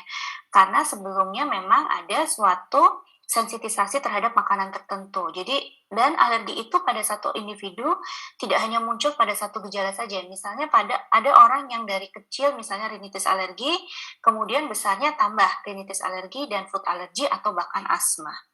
Demikian. Oke, untuk pertanyaan kedua tadi dari Dr. Joko, ya, bertanya kepada Prof. Jufri, bagaimana peran mikrobiota usus pada kasus IBD? Nah, ini mungkin juga nanti bisa dibantu jawab oleh Dr. Neneng ya, karena Dr. Neneng banyak menemukan kasus IBD. Monggo, Prof. Jufri. Ya, baik, terima kasih Dr. Firdaus Joko. Jadi kasus IBD memang sekarang di Indonesia sudah mulai banyak ya. Saya tidak tahu kenapa kok ada shift, kalau dulu masih jarang. Sekarang sudah mulai banyak di anak-anak IBD. Kami menemukan Crohn disease maupun colitis ulcerativa. Bagaimana mikrobiota usus pada kasus IBD? Dari penelitian yang sudah ada memang terbukti berbeda, jadi filogenetiknya berbeda ya. Jadi pada yang normal itu vermicute itu lebih dominan ya, sedangkan bakteri isinya lebih sedikit. Ini pada IBD terbalik nih, bakteri isinya lebih tinggi, vermicute-nya lebih kecil ya pada orang dewasa, pada orang IBD. Nah, itu ada beberapa jurnal yang menyebutkan ini perbedaan genetik mikrobiota usus pada normal dan IBD. Oleh karena itu, beberapa kongres gastro anak ya di Eropa maupun di Amerika itu sekarang sudah dipikirkan adanya suatu transplantasi feses ya. Jadi feses dari anak-anak yang IBD itu diganti dengan fesesnya anak-anak yang normal. Jadi dengan memakai masih memakai dengan nasogastrik atau pakai selang ya. Kemudian diganti dan ternyata efektivitasnya 60% ya. 60% IBD-nya baik. Ini pada anak-anak ya. Saya tidak tahu pada orang dewasa apakah ada bukti-bukti seperti ini, tetapi transplantasi ini sudah dimulai pada anak-anak kira-kira 6-7 tahun yang lalu ya. Jadi sudah mulai diteliti. Hanya di Indonesia belum pernah kami lakukan ya, karena kasusnya memang tidak terlalu banyak dan dengan pengobatan yang konvensional sudah membaik gitu. Nah, saya mungkin dari kasus-kasus IBD di dewasa, mungkin dari Dr. Neneng bisa menambahkan. Ya. Terima kasih. Dr. Neneng, untuk kasus IBD pada orang dewasa. Ya, terima kasih. Untuk kasus IBD pada orang dewasa ini juga memang banyak IBD. Yaitu tapi kalau pada orang dewasa itu lebih banyak dia progresnya itu ke cancer. Jadinya untuk ke IBS overlap dengan IBD ini memang tidak terlalu banyak ya. Jadi malah yang banyak itu adalah dia yang ke cancer, artinya progres ke cancer. Jadi dia datang sudah dalam keadaan hematosisia begitu ya, atau obstruksi. Kalau IBD murni, misalkan Crohn ataupun colitis ulceratif itu memang ada tapi tidak terlalu banyak.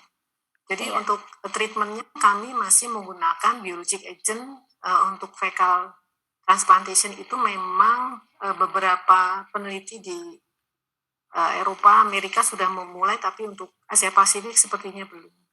Iya, tapi mungkin ini salah satu contoh kasus yang underdiagnosis ya Dokter Neneng. Ya, betul. Karena datangnya ke kita kemudian develop ke malignansi progresnya. Ya. Jadi sudah terlambat untuk... Seperti Dokter Dia, kita punya satu kasus yang prolong ya, itu yang ternyata kita treatment baik, ternyata untuk dietnya itu yang mengeliminir yang menyebabkan makanannya itu yang sangat sulit, sehingga dia flare lagi, malah lebih buruk kayak yang terakhir ini ya. Sudah setting off untuk methylprednisolonnya, ternyata kembali lagi ini yang agak sulit memang ya. Kita ada satu pasien yang memang eliminasi diet ini susah-susah gampang ya dok ya. Untuk pasien itu, karena kalau disuruh tidak makan makanan tertentu ya ada ya namanya juga manusia sedikit melanggar. Oke. Ya, jadi begitu jawabannya untuk yang terakhir. Dari panitia mungkin kita slide terakhir ya untuk pertanyaan, apakah ada? Kita masih tersisa 3 menit. Sepertinya ada pertanyaan ke saya ya tadi ya. Ada nih dari ini dia. Iya. Dari Dokter Neneng ya. Iya. Jadi di sini pemberian steroid itu kita bisa memberikan seperti yang lain ya, 0,5 sampai 1 gram per kilogram berat badan tergantung dari kondisi penyakitnya. Itu menggunakan prednisolon ya. Nah ini ada yang satu lagi budesonide. Budesonide itu sekarang sudah ada yang suspensi. Jadi untuk kasus dengan esofagitis atau gastroduodenitis itu mungkin lebih nyaman diberikan yang suspensi ya. Itu nanti juga dosisnya tergantung dari severity-nya, tapi pemberiannya memang sama seperti pemberian obat ASA. Jadi minimal itu 2 minggu, tapi sebaiknya sampai 12 minggu ya, baru kita evaluasi. Kapan kita harus tentu saja setelah itu kita tapering. Ya sambil ya tadi faktor-faktor lain yang mempengaruhi kekambuhan, jadi mau tidak mau berarti kan harus dites alergi dulu. Pokoknya sekarang pasien-pasien yang terbukti adanya eosinofil pada jaringan biopsi, mesti saya konsulkan ke alergi imunologi. Ya, tapi kalau tidak ada, misalkan seperti IBS, tidak ada kontribusi dari sebaran eosinofil, sakit-sakitan terus, saya konsultannya ke dokter Sika, ya ke psikosomatik. Ini jawaban yang kedua. Saya konsulkan ke psikosomatik, jadi psikosomatik ini juga penting ya pada kekambuhan dispepsia maupun IBS. Ya. Itu lalu yang berikutnya. Pertanyaan nomor 3, dok, dari Dr. Kardin Laode, SPPD. Ini dokter mendapatkan pasien dengan klinis dispepsia diberikan PPI dan prednisone. Klinis membaik, namun selama beberapa minggu ada keluhan kembali. Ini gimana dokter menghadapi trik-triknya ini? Tidak memiliki sarana endoskopi. Ini kelihatannya dokter Kardin di Kendari. Mungkin ya memang kita akan memberi. Ya, jadi mungkin kalau kita akan memberikan steroid, saya rasa jangan coba begitu ya, maksud saya. Lebih baik kita PPI dulu saja selama 1 bulan, kan kita masih diberi kesempatan itu untuk yang uninvestigated dyspepsia, kita berikan 1 bulan PPI, ada perubahan atau tidak. Kalau nanti mencurigai adanya suatu esofagitis eosinofilik atau gastroenteritis eosinofilik, ya coba dilacak apakah ada makanan-makanan yang menyebabkan kekambuhan. Jadi karena nggak ada tes alergi kan di sana, dilacak saja pasiennya kambuh setelah makan apa. Nah, di situ dilihat apakah ada yang protein kan biasanya yang menyebabkan kambuhan itu. Ada apa tidak? Nah, kalau ada, coba kita cek yang paling gampang aja, periksa darah rutinnya. Kita lihat eosinofilnya, apakah ada peningkatan dari hitung eosinofilnya, darah tepi. Jadi ada, oh ternyata ini bisa di atas normal misalkan. Oh, kemungkinan ada kontribusi seperti itu ya. Sambil menyingkirkan juga penyakit cacing ya. Nah, itu sebaiknya memang tidak rutin lah diberikan prednison kalau kita belum yakin itu suatu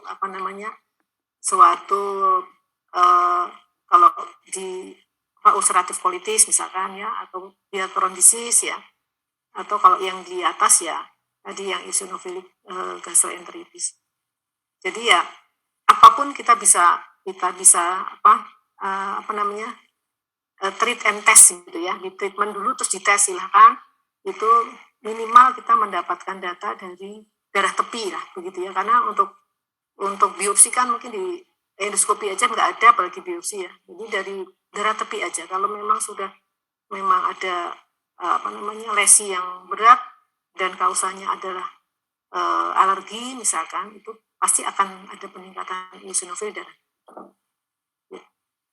Itu Dr. Desinta. Ya, terima kasih. Mungkin saya menambahkan, jadi kita bisa melakukan eliminasi diet dulu untuk makanan-makanan yang alergenik sifatnya, lalu pasien diminta untuk membuat food diary. Jadi itu yang paling mudah, eliminasi membuat food diary. Kalau di sana belum ada sarana untuk melakukan tes alergi maupun endoskopi. Baik, masih ada pertanyaan dari panitia? Saya rasa ini terakhir ya. Oke, ya terakhir.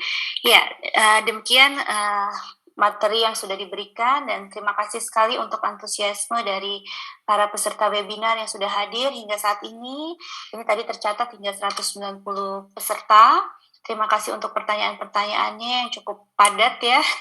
Saya memberikan apresiasi, mengingatkan kembali bahwa saat ini sedang berlangsung penelitian yang dilakukan di Divisi Alergi Imunologi dan Divisi Gastroenterohepatologi mengenai penyakit dispepsia yang disebabkan oleh alergi makanan, yaitu gastroenteritis eosinofilik. Jadi mungkin untuk teman-teman sejawat yang memiliki pasien-pasien dispepsia, terutama dengan riwayat atopi misalnya, itu jika masih terdapat gejala dan dengan terapi tidak berespon dengan baik, ada mungkin perlu dipikirkan bahwa alergi makanan atau gastritis eosinofilik sebagai penyebab, sehingga bisa dirujuk ke Rumah Sakit Dr. Sarjito, bisa ke Divisi Alergi Imunologi maupun Divisi Gastroenterohepatologi. Nanti kami akan melakukan penelitian dengan melakukan pemeriksaan feses untuk melihat pola mikrobiotanya. Seperti tadi sudah dipaparkan banyak oleh Prof. Jufri mengenai pentingnya keseimbangan pola mikrobiota usus. Baik, teman sejawat sekalian, saya ucapkan sekali lagi, saya sebagai moderator mengucapkan maaf jika ada kesalahan dalam penyampaian pada pagi hari ini. Terima kasih, selamat beraktivitas, dan semoga ilmu yang kita dapat kali ini bisa bermanfaat bagi kita semua dan bagi pasien-pasien yang kita tangani. Assalamualaikum warahmatullahi wabarakatuh.